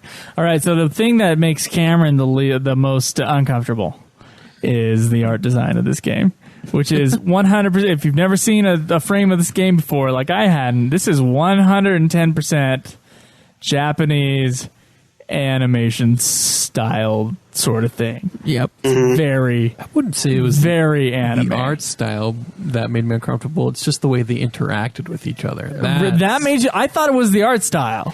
I mean, the lolly part, yeah, and then the certain weird little design things. But it's you were squirming before any of the lolly characters showed up. It's just the way they act with one another. It's where, we're now going to have this whole huge cutscene where we're just going to have these, like, not the actual character design talk to each other, but this pop-up version of them talking back and forth about just stupid shit. But that is all still anime. It's the way they talk to each other, then they interact with each other. That was very cringe. There's like 3 different things in this game. There's the in-game look that is cell shaded and still looks has a hand-drawn sort of look to it. Yeah. And then there's the simple comedy bit anime stuff that happens. The skits? The skits, yes. Which Cameron, I guess, hates. And then and then there's the more fluid, full, more cinematic sort of hand-drawn sequences. Yeah, the big scenes. Whether or not they actually are hand-drawn, I have no idea. But they look like a big hand-drawn animation sort of production. And I think they fluidly move back and forth between them. And I do think some of the designs, it's kind of like Final Fantasy, where some things are just a little over the top. Yeah. As far as like character designs are concerned, but that's more of the feather earrings, the aesthetic taste sort of a thing that some people would probably have a problem blue with. Fro. That is optional though. The That's Micleo true, blue fro, or the chops that Caleb gave Saray with the pipe. I gave every single character chops. He was a gentleman. He was a gentleman. Yeah. That's Saray. Yeah. But anyway, it just looks like really standard fantasy anime to me. So I don't have any like real big issues with the art design. It's not my cup of tea, but it's not something that like really turns me off. Yeah, it's not. Well, I mean, it's not like, okay, so it's not Armored Core, but it's not Last Guardian either. Like, it's not like a holy shit. Like, this world looks fucking great. Like, I love it, but it is pretty generic, and it almost felt reminiscent to me of maybe Final Fantasy 12, where it's like, okay, this area makes sense, looks right, and then the characters are obviously way more over the top than the FF12 guys. Very, very Japanese-esque. At least they didn't have spray-painted abs. I find those endearing, personally. But I don't know. What would you give the art design out of 10 then? I'll just, the anime stuff to that extent is not really my cup of tea, but I don't really think I have anything wrong with it. And there's certainly a beauty in the animation and the going back and forth between the 3 different styles. So I'll give it an 8 out of 10. Okay. Just like a tepid 8 out of 10, I guess. It's good, but not amazing. Well, I mean, works. it's good for what it is. Yeah. Solid. But it doesn't like blow me away or anything. All right. Yeah. And I do like that they're not doing what Final Fantasy does, which is like, we have to push the graphics every time we get a game. They're like, you know what? We'll just make it anime so that we don't have to like the graphics don't have to be the number one thing that we're pushing for when we're doing these RPGs, and we can still have an old school feel because of that. Yeah, and they can put in it's allowed because you're not trying to do hyper realism and an absurd fantasy plot. They're just like, fuck the hyper realism, we'll just do our own thing. So I admire that part. I guess that's something I admire out of that. That they're sticking to their art style. As opposed to Final Fantasy, which is the thing I'm going to compare this to because that's the other JRPG I've played. So. Yeah. I don't know. I agree. I think I'd probably give it... Fuck. I'll give it an 8 too. It's fucking ridiculous for the same. But one of the things I really liked the hand-drawn cutscenes. I mean, there's that scene where they're fighting the dragon, the soldiers. Or no, there's a scene where the soldiers are, like, the two armies are clashing, and it's in that hand-drawn sequence. And I thought that cutscene was fucking awesome. You know, I'm seeing this army finally coming together and, crashing amongst each other. And I felt like all of those moments were really cool, and I thoroughly enjoyed the cutscene style, at least for those cutscenes. The skits were a little awkward because at first I didn't know what was going on. I was like, what is this? Is it inside his head? Because one of them was in his head, and then the other one, I'm like, wait, how can it be in his head? Because Rose is there. Oh, God, what is this? But, I liked it. I felt like the dungeons were all original, semi-original looking. I like the designs that each temple had. I like the areas, but I was never like blown away by anything except for a couple cutscenes I thought were really, really well done. But overall, yeah, it looked good. But like Joe said, it's more of a focus on the combat and the gameplay rather than really pushing the envelope with the graphical capabilities of the PS4. And I mean, a lot of that might have been because they released it on PlayStation 3 as well. I mean, they want to create a game that works on both systems and isn't Final Fantasy 14, where if you're playing with someone on a PS4, they have to wait 10 seconds while you load into the fucking map because you're on this archaic beast of a console. You know, they probably wanted to make it a... I was also wondering if with the game so large that takes so long, wouldn't you have to take hits in the graphic area as well? You would think so, yeah. And with it being as interactive as it is, I would say yes. Final Fantasy 13 looks really, really great, but the environment is not... You don't really interact with it very much, so it's not like it doesn't need... Yeah, it's like very tight hallways. Yeah. Even when you get to Grand Pulse where it opens up, it's really not like a huge world like compared to tight hallways. Yeah, it's still like it's cut off into a bunch of sections, so like they're big, wide open hallways, but they're still hallways. Well, I'm thinking more along the lines of in this game you interact with a lot of things that are going on. In Final Fantasy 13, you don't. They're just there. Yeah, it's true. like they're not there's pre-rendered. treasure chests and there's creatures running around. That's about it. Yeah. So I mean, like it looks fucking great, but the focus is in a very different area. Yeah. I think it's serviceable for sure. How do you like the look? Do you like this anime style? Yes, I am very into the anime-esque style. Fantasy is pretty much all I'm really into in terms of like a story and whatnot. I'll sit and watch something else if someone puts it in front of me and I'll like it, but I won't actively search for it. That's just how I prefer, I guess. In that regard, I'm the opposite of you guys in that. But the skits have been in there since the very beginning. That's a classic Tales thing, that the character development and whatnot, the little side things get explained through these little skits, which is these hand-drawn little mouth-flapping people that just talk about things. And I think I think part of the reason they stick with it is because it's a way to bypass limitations. Like you were saying, it's also released on the PS3. Tales of Berseria was also released on the PS3. Besides it coming out like 2 or 3 years later, it's like, hello, the PS4 is here. Why can't we just move on? But I think they do these skits so then they can limit, so then they don't need to put time and effort into a cutscene. And, they can focus on what's actually important, which with Tales is always a balance of story and gameplay. Yeah, I would say that the cutscene length is also another thing that I forgot to bring up in story. Like, there's a lot of a lot of cutscenes, and they talk like forever. And it got to the point where I was like skipping them talking and the voice acting because I was just reading it. Because I was like, dude, I've been doing this for like ever, and it's like cutscenes after cutscene. I don't know if you guys felt that way, but I started doing that when it was like a subplot, and I knew it was. Yeah. It wasn't like a main part of the story. yeah. Like if it was about one of the orb things that I was going after. Yeah, and I feel like it's similar to putting a audiobook on like 1.75 speed because like I would read it this fast, so why not listen to it this fast? Like it wasn't anything against the voice acting, but I did feel like it was a bit cutscene heavy, and it wasn't always pertinent necessarily. But I don't know. I don't know. Maybe I was being a little too harsh, but that's how I kind of felt about those. Yeah. So. Jet, what about music? But we still don't have a number for Troy. Oh shit, you're right, Hard to Troy. say. Sorry. And What are we talking about? 10. Give that artist score. Oh, I gotta know.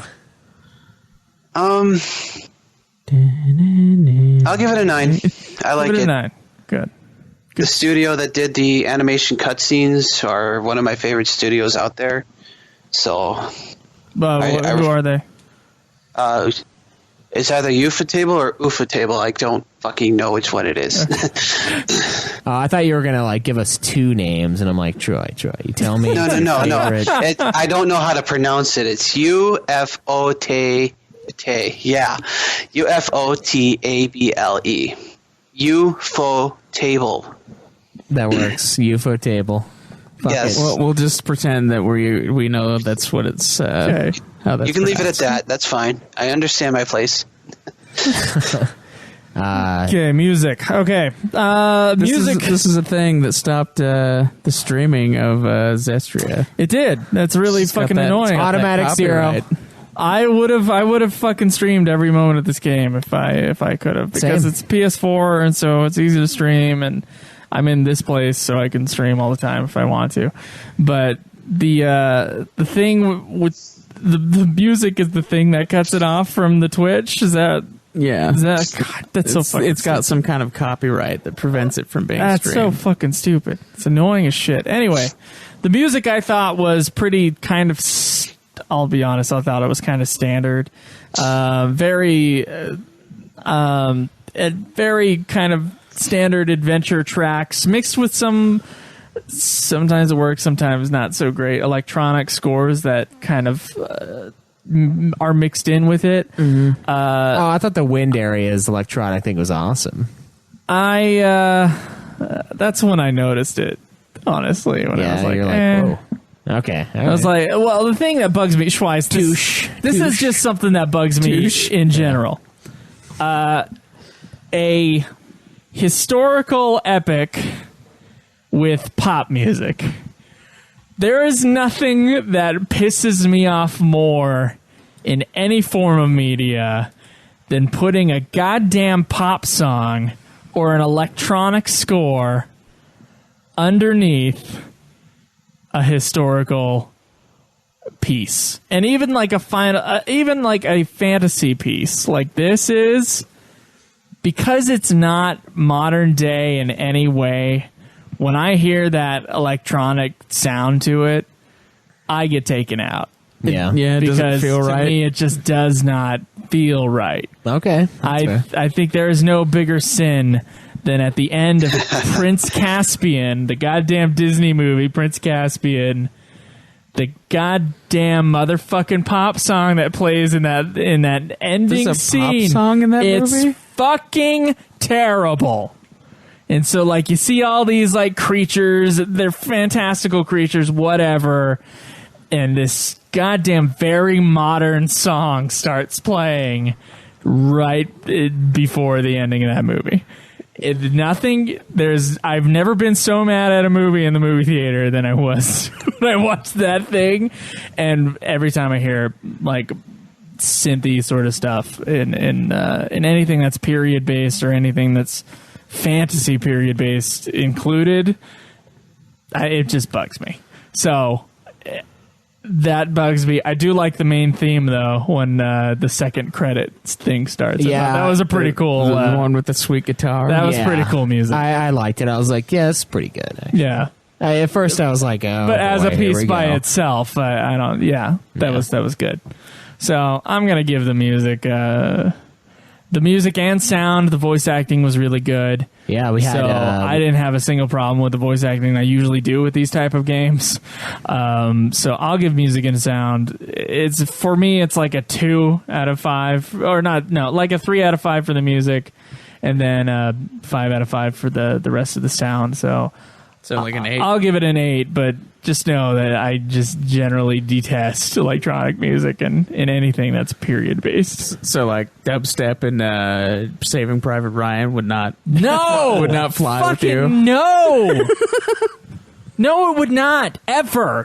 Fucking ever. Yeah, everybody's like, dude, his intestines are like falling out. I think that'd be sweet. Oh, God. Getting cut in half. with, No, like, some- okay, so that would have been 1998. What's the song? What's the song that came out in 1998? Like, Space Jam? Space Jam. Is that 1998? I don't know. I have no idea. Yeah, Space Jam started playing right before the end of Saving Private Ryan. Like, Yeah, that's fair. That would be kind of awesome. that's space. I don't know. something modern and stupid, and Space Jam. it takes you right out of there. I hate that. All right, I'll give the music a 7 out of 10. I actually thought the final dungeon theme was really fucking cool. I thought that one I was love that. really epic and like, That was a cool piece. huge. And I was like, dude, this is. It sounds like a final dungeon piece. Like it does sound like that's where it should be, but it was for a reason. It sounded great.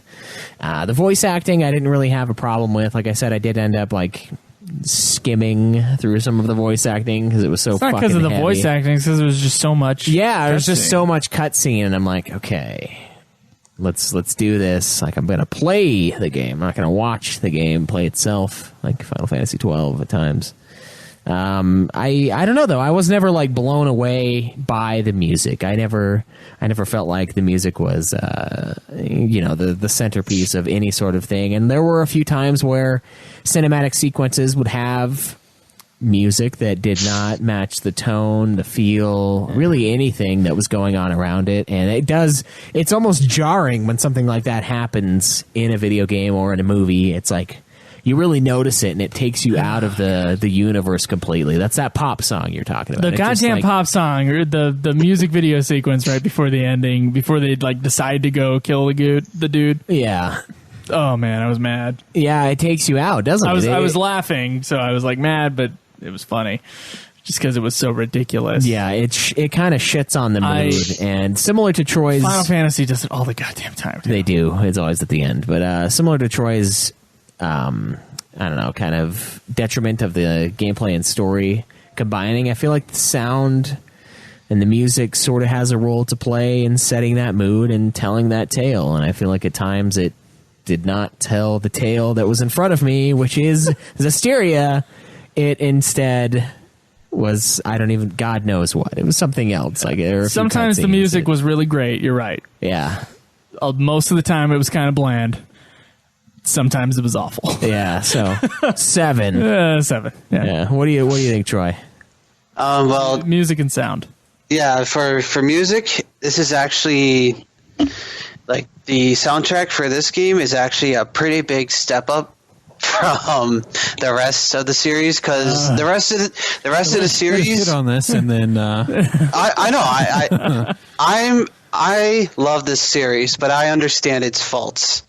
And I think one of the things that the series lacks is a really good soundtrack because a lot of it is just serviceable to make it through the game, and a lot of it doesn't really have a whole lot of building up to something or like very impactful. But with this game in particular, it really jumped up like its quality.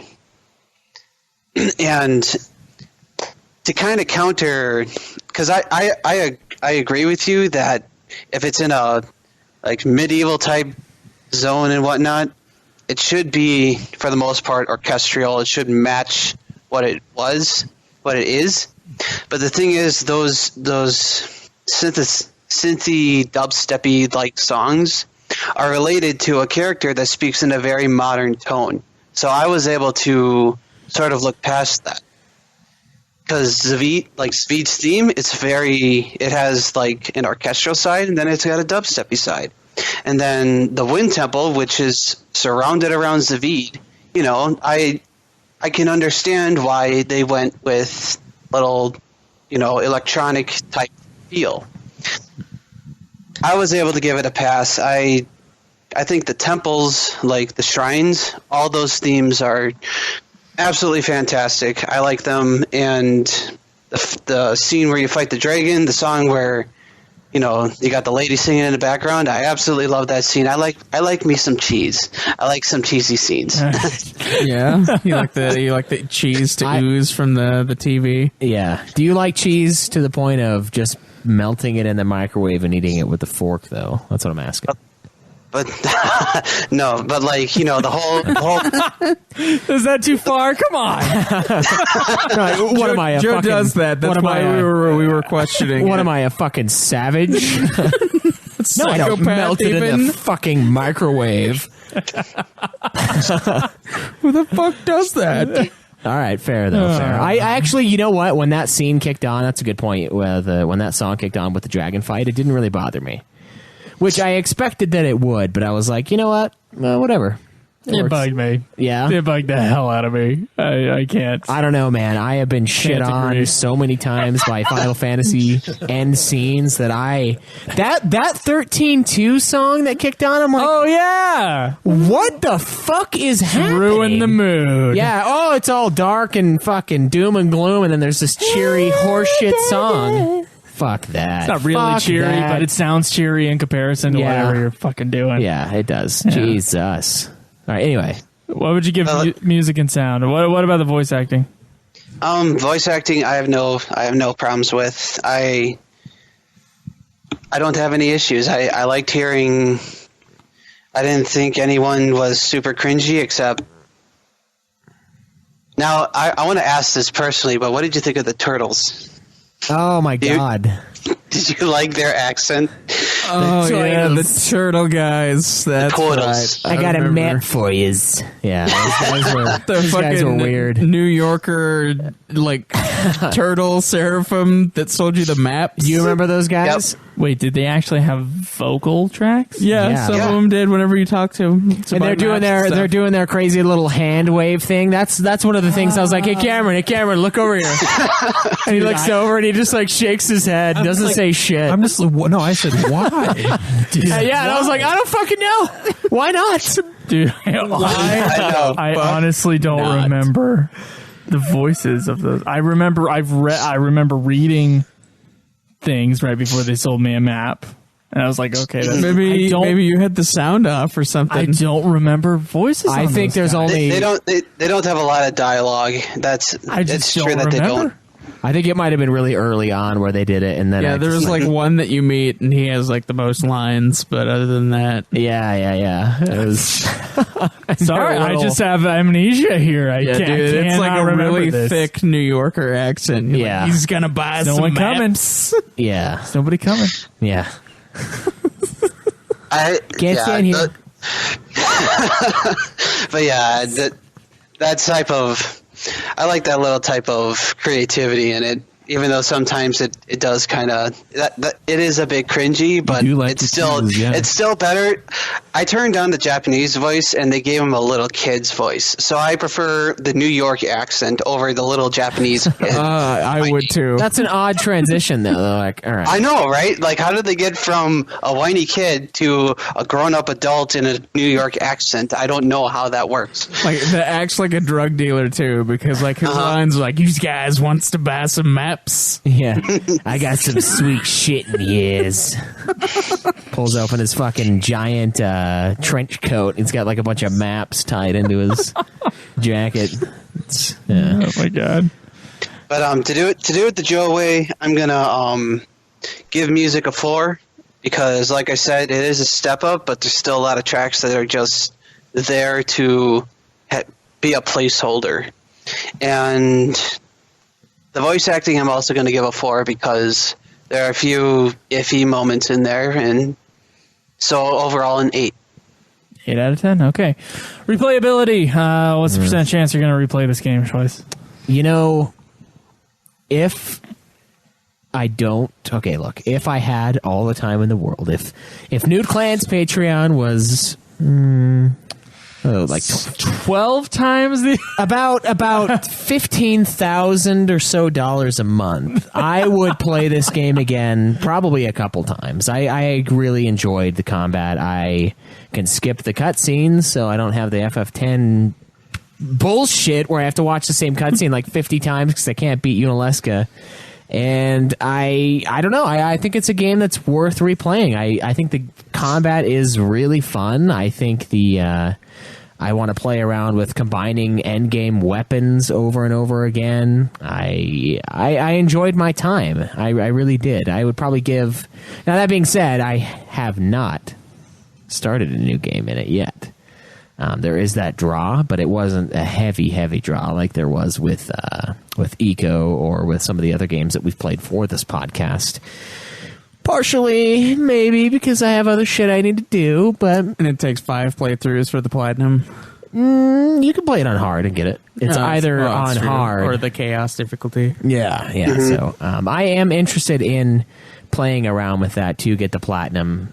Whether or not I ever will, I probably won't, which sucks, but I did enjoy it. So I'd give replayability probably a 7. I think there's enough there to make me want to replay. But and you know what? I did jump back on after I beat the game. I looked at my trophy list and I said, okay, what can I get done here? Like, what can I go out and finish up? And I did. So I did play it past beating the game. So it does say a lot. Yeah. I have problems with RPGs in this respect because either I gotta love that story or that combat needs to be Diablo 3 fun.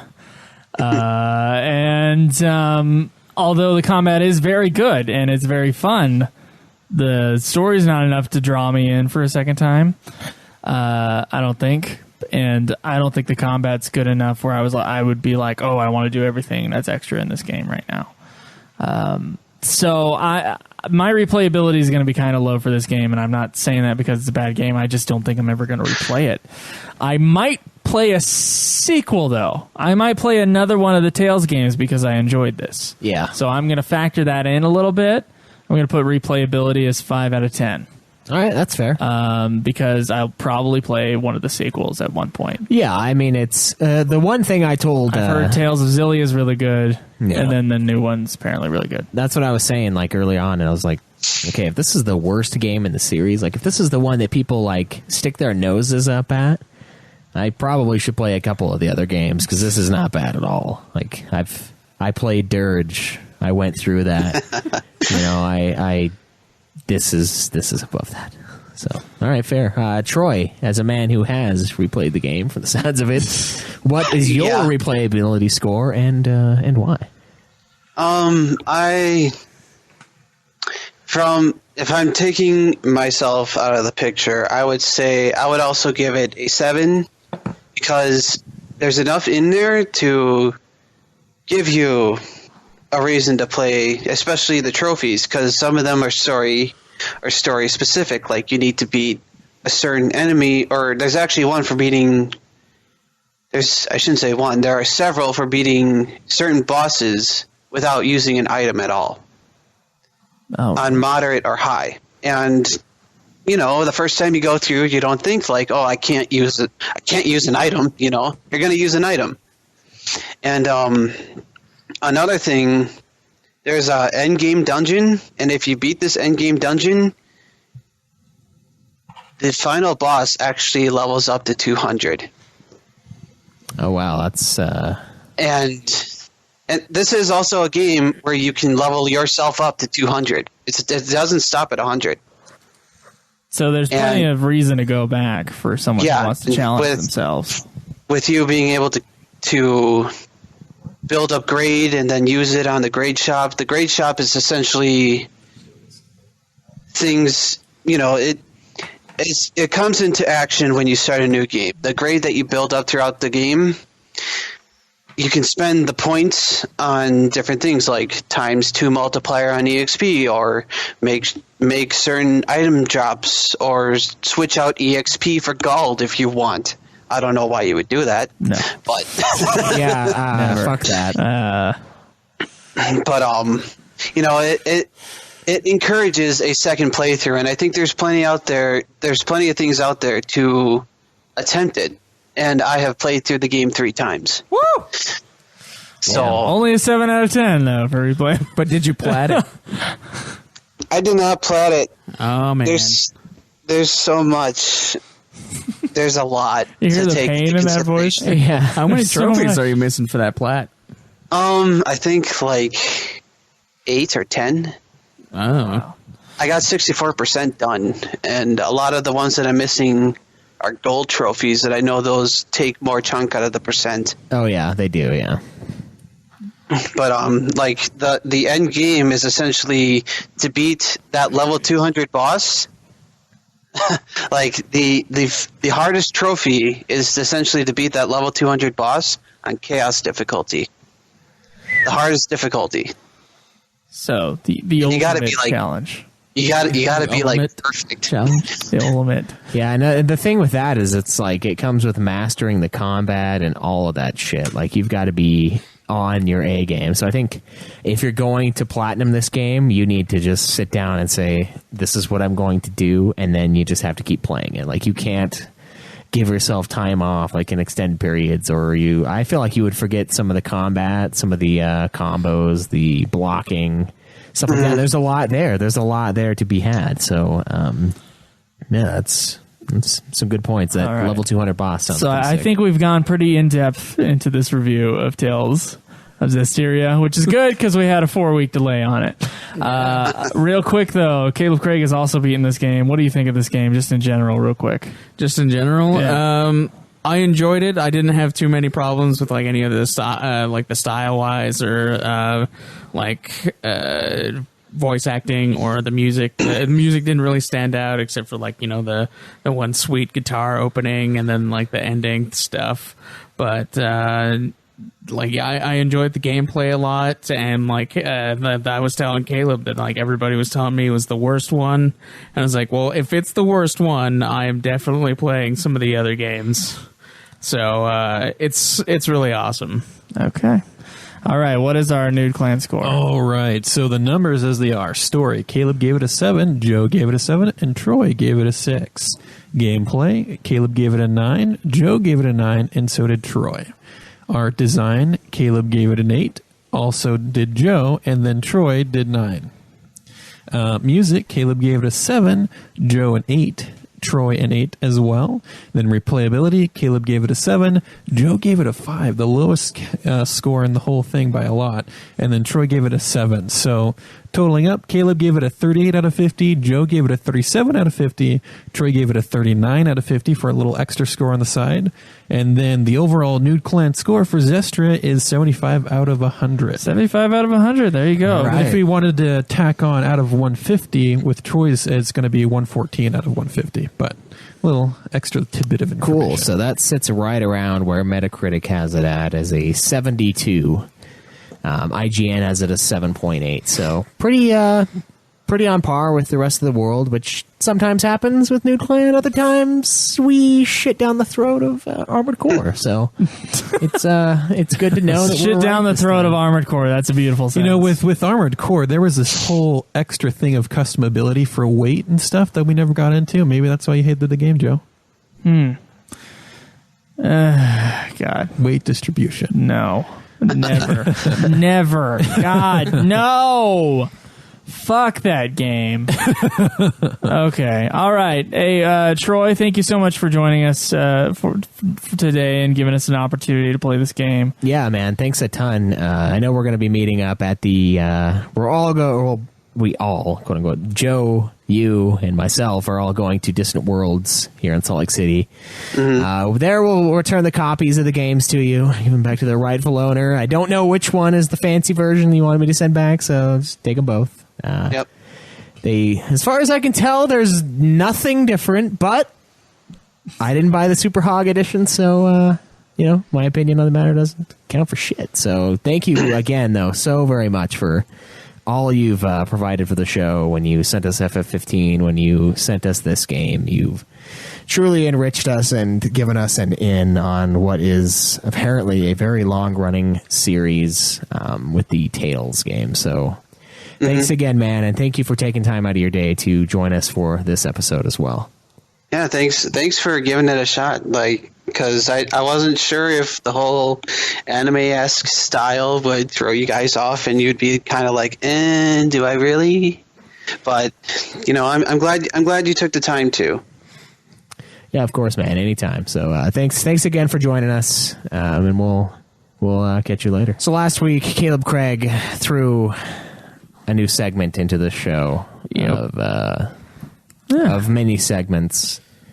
And this is, of course, the question from us to you. Caleb Craig, in his originality, has crafted this thing that we have never heard of, never done before in the past, where we ask you guys a question instead of you asking us a question. And, of course, it's mind-boggling, I know. I will, as much shit as I give you for stealing our segment from Ultimate Final Fantasy, the very first question from us to you is pretty fucking good. It's Nude Clan casting. So if Nude Clan were to have a movie, who would you cast as the clan? What would the plot be? Bonus, if you can cast Dylan, Jake, and Drew. Okay, so this is fucking awesome, by the way. This is a great intro to this new segment of the show, and I am very excited to stroke get into my this. ego some more. So, Abrak, the first person to pitch us a movie, well, at least a cast for a movie. Not very many people actually gave us a plot, but whatever. Joe will be played by Jack Black. Why Jack Black? Is it just because I sing every once in a while? And he's Probably it could be. And kind of a fat guy. Yeah. Punny, too, so, Is he punny? I think so. I would be played by Willem Dafoe, which I am totally okay with. that was an awesome Super over the top, right? Cameron would be played by Simon Pegg. That's fucking awesome. I don't see Simon Pegg and Cameron. I don't either. No. Yeah, listen to what he chooses. I see. Maybe the other get, the schlubby guy that's we'll always get to next the to him. other ones later. Nick Frost. Nick Frost. A little bit more Nick Frost than Simon for Pegg. Cam. All right, that's For fair. Cameron. Craig, he cast Steve Harvey to play Caleb Craig. This might be the best casting ever. Harvey? Yeah, because he shits on everything. Like when someone's trying to do a joke, you'll just like finish the joke. You'll like all heartless and like, oh, I know what word's coming next. Like you steal the punchline.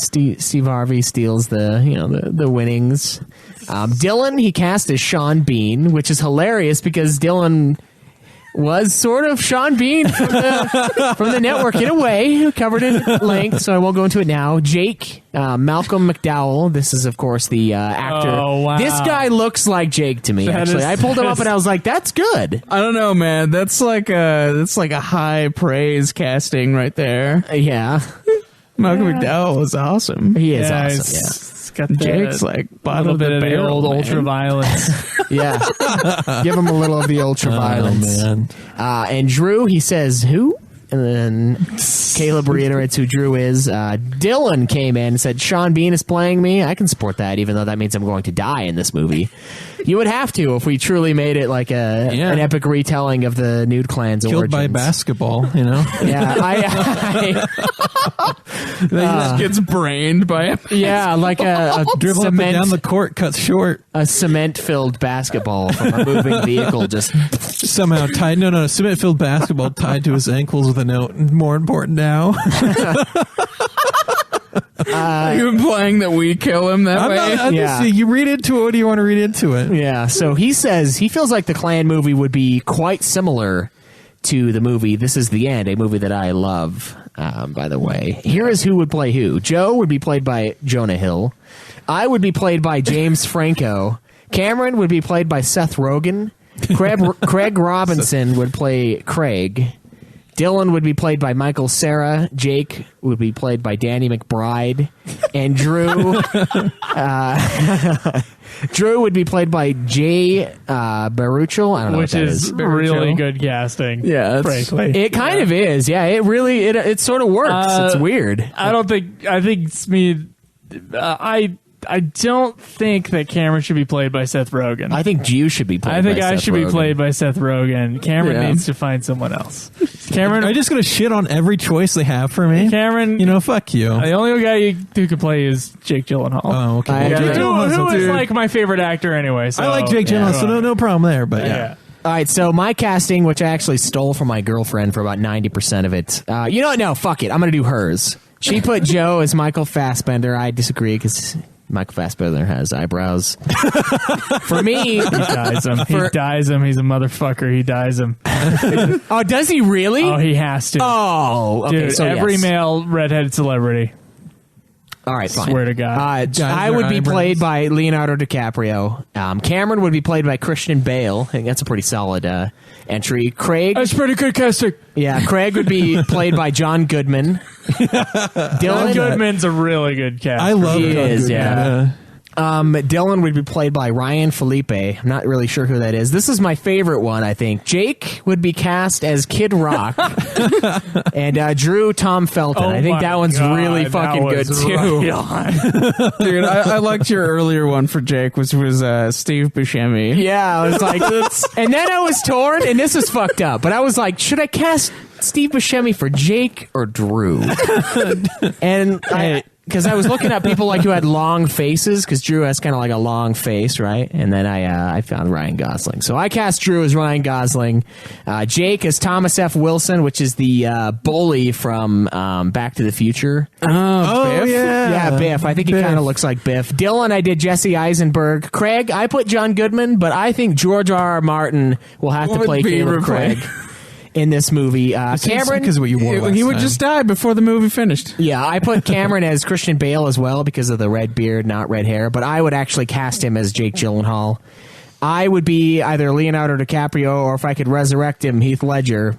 And I did put Joe as Michael Fassbender, but honestly, I like Joe's pick earlier of Seth Green. All right, this is the Academy Award winning role. If you could go back in time, Seth Green gains like 60 pounds to play. Dude, me. honestly, I was thinking of Seth Green as Joe. Like Yeah. when I was thinking about casting, like everybody, I was like, you know what, Seth Green for Joe. Yeah, I'm a fat Seth Green. Yeah. My ex-brother-in-law told me that one day, and now You're a that's fat forever. Seth Green. Or like a slightly chubby Dash Mihawk, who is a not very well-known character actor, if you want to look him up.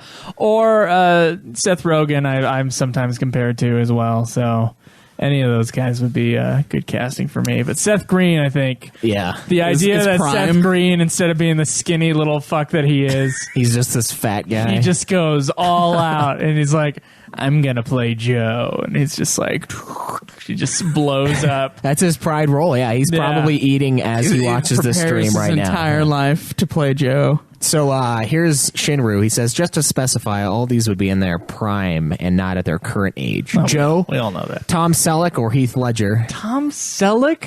He's got a way better mustache, but He's got a way he doesn't look anything higher like opinion of me than Yeah. I wish I looked like Tom Selleck. That would Yeah. be nice. Speaking of great mustaches, for me, Burt Reynolds or Jake Gyllenhaal. I don't know if I look anything like Burt Reynolds, but I can accept that. Appreciate Cameron, it, yeah. John Cusack, or Matthew Broderick. Have you seen Fat Matthew Broderick? No. Yeah. Oh, so Does he look like- No, yeah, you saw Manchester by the Sea. He's not really fat. He's just kind of like Wait, which guy is he? he's like dad bod. He's the dude he's that the dad married guy? his mom. Okay, yeah. Yeah, Yeah. he's the dude like who kind of married his chubby. mom. Just imagine him being really fat. I Yeah. think Matthew Broderick is actually really good casting. For who? Craig or Craig, Cameron? yeah. It's For that's Craig. for, Oh, that's for Cameron. that's for Yeah. Cameron. Yeah. Oh, Craig is. that's okay casting. Look at that for Cameron. stash, you know. That's okay. No. It's his round face that. Round face? Yeah. I have to shave again, so you guys Sorry, I remember. thought that was for Craig. I'm sorry. Oh, we remember the old man pointy chin. Yeah. Craig is Ned Beatty or Christian Slater.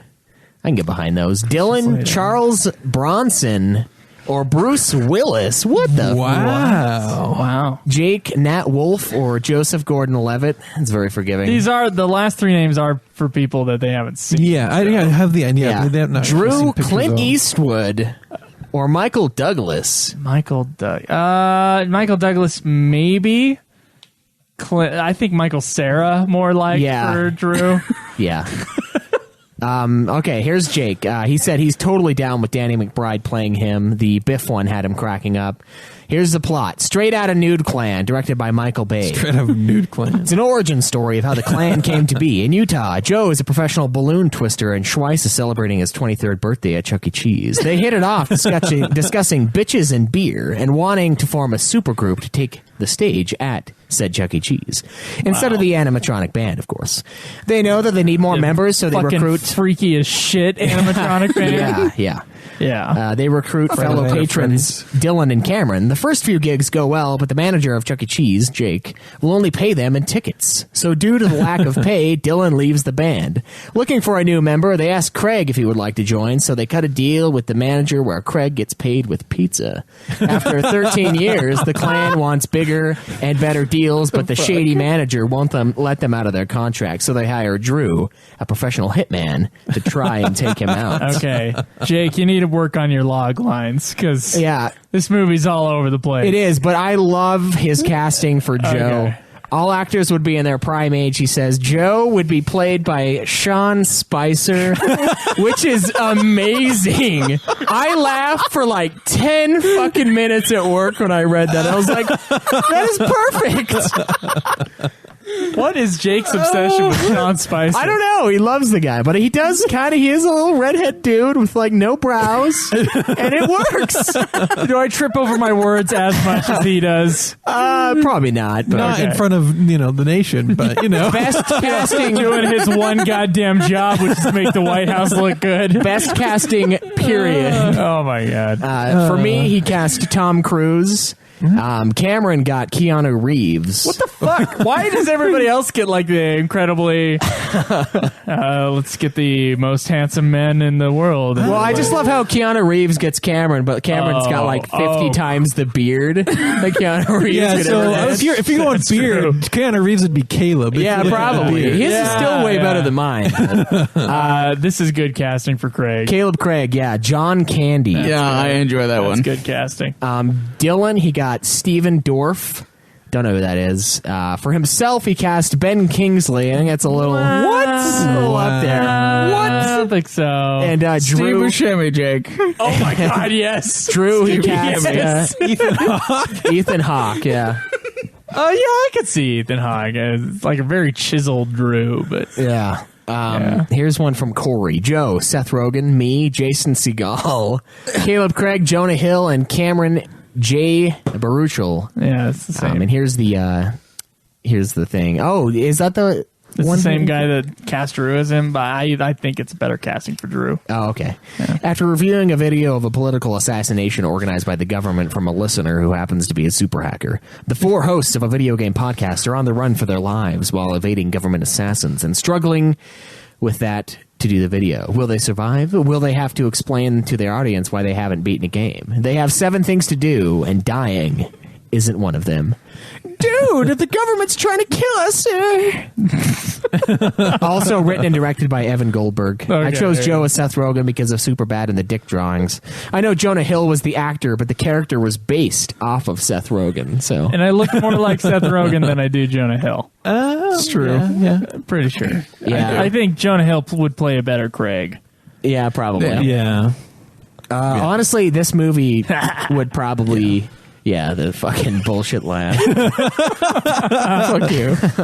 I think this movie would be very similar to the This Is the End movie, where it's like all over the place, and there's a giant, the giant dick gets cut off, and the guy's holding it up. That'd have to be in the movie. So We would just take it from another movie. Just somebody we know just fucking gets fucked by a demon straight. too. yeah. So That is the Jonah Hill character. yeah, Fucked by the demon.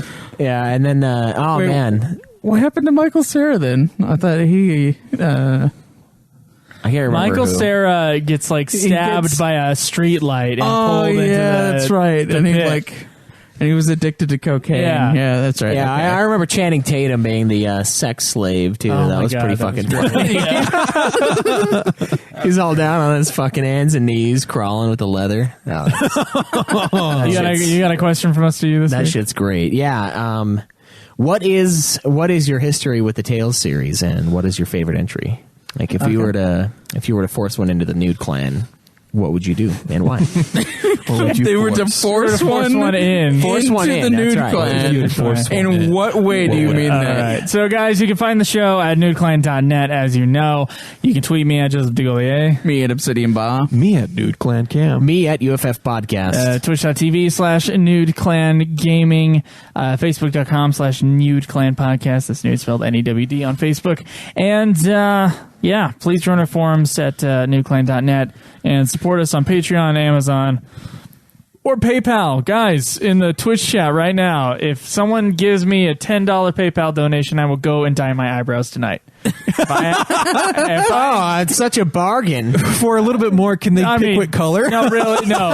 $10.50. I thought you were above that, Joe.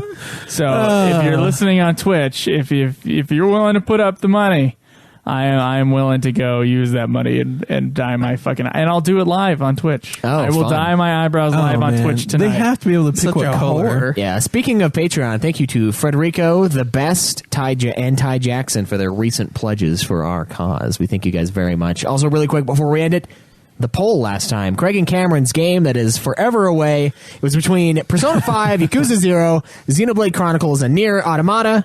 First place by a long shot, a landslide. Everyone knew it. You know it. I know it. Everyone knows it.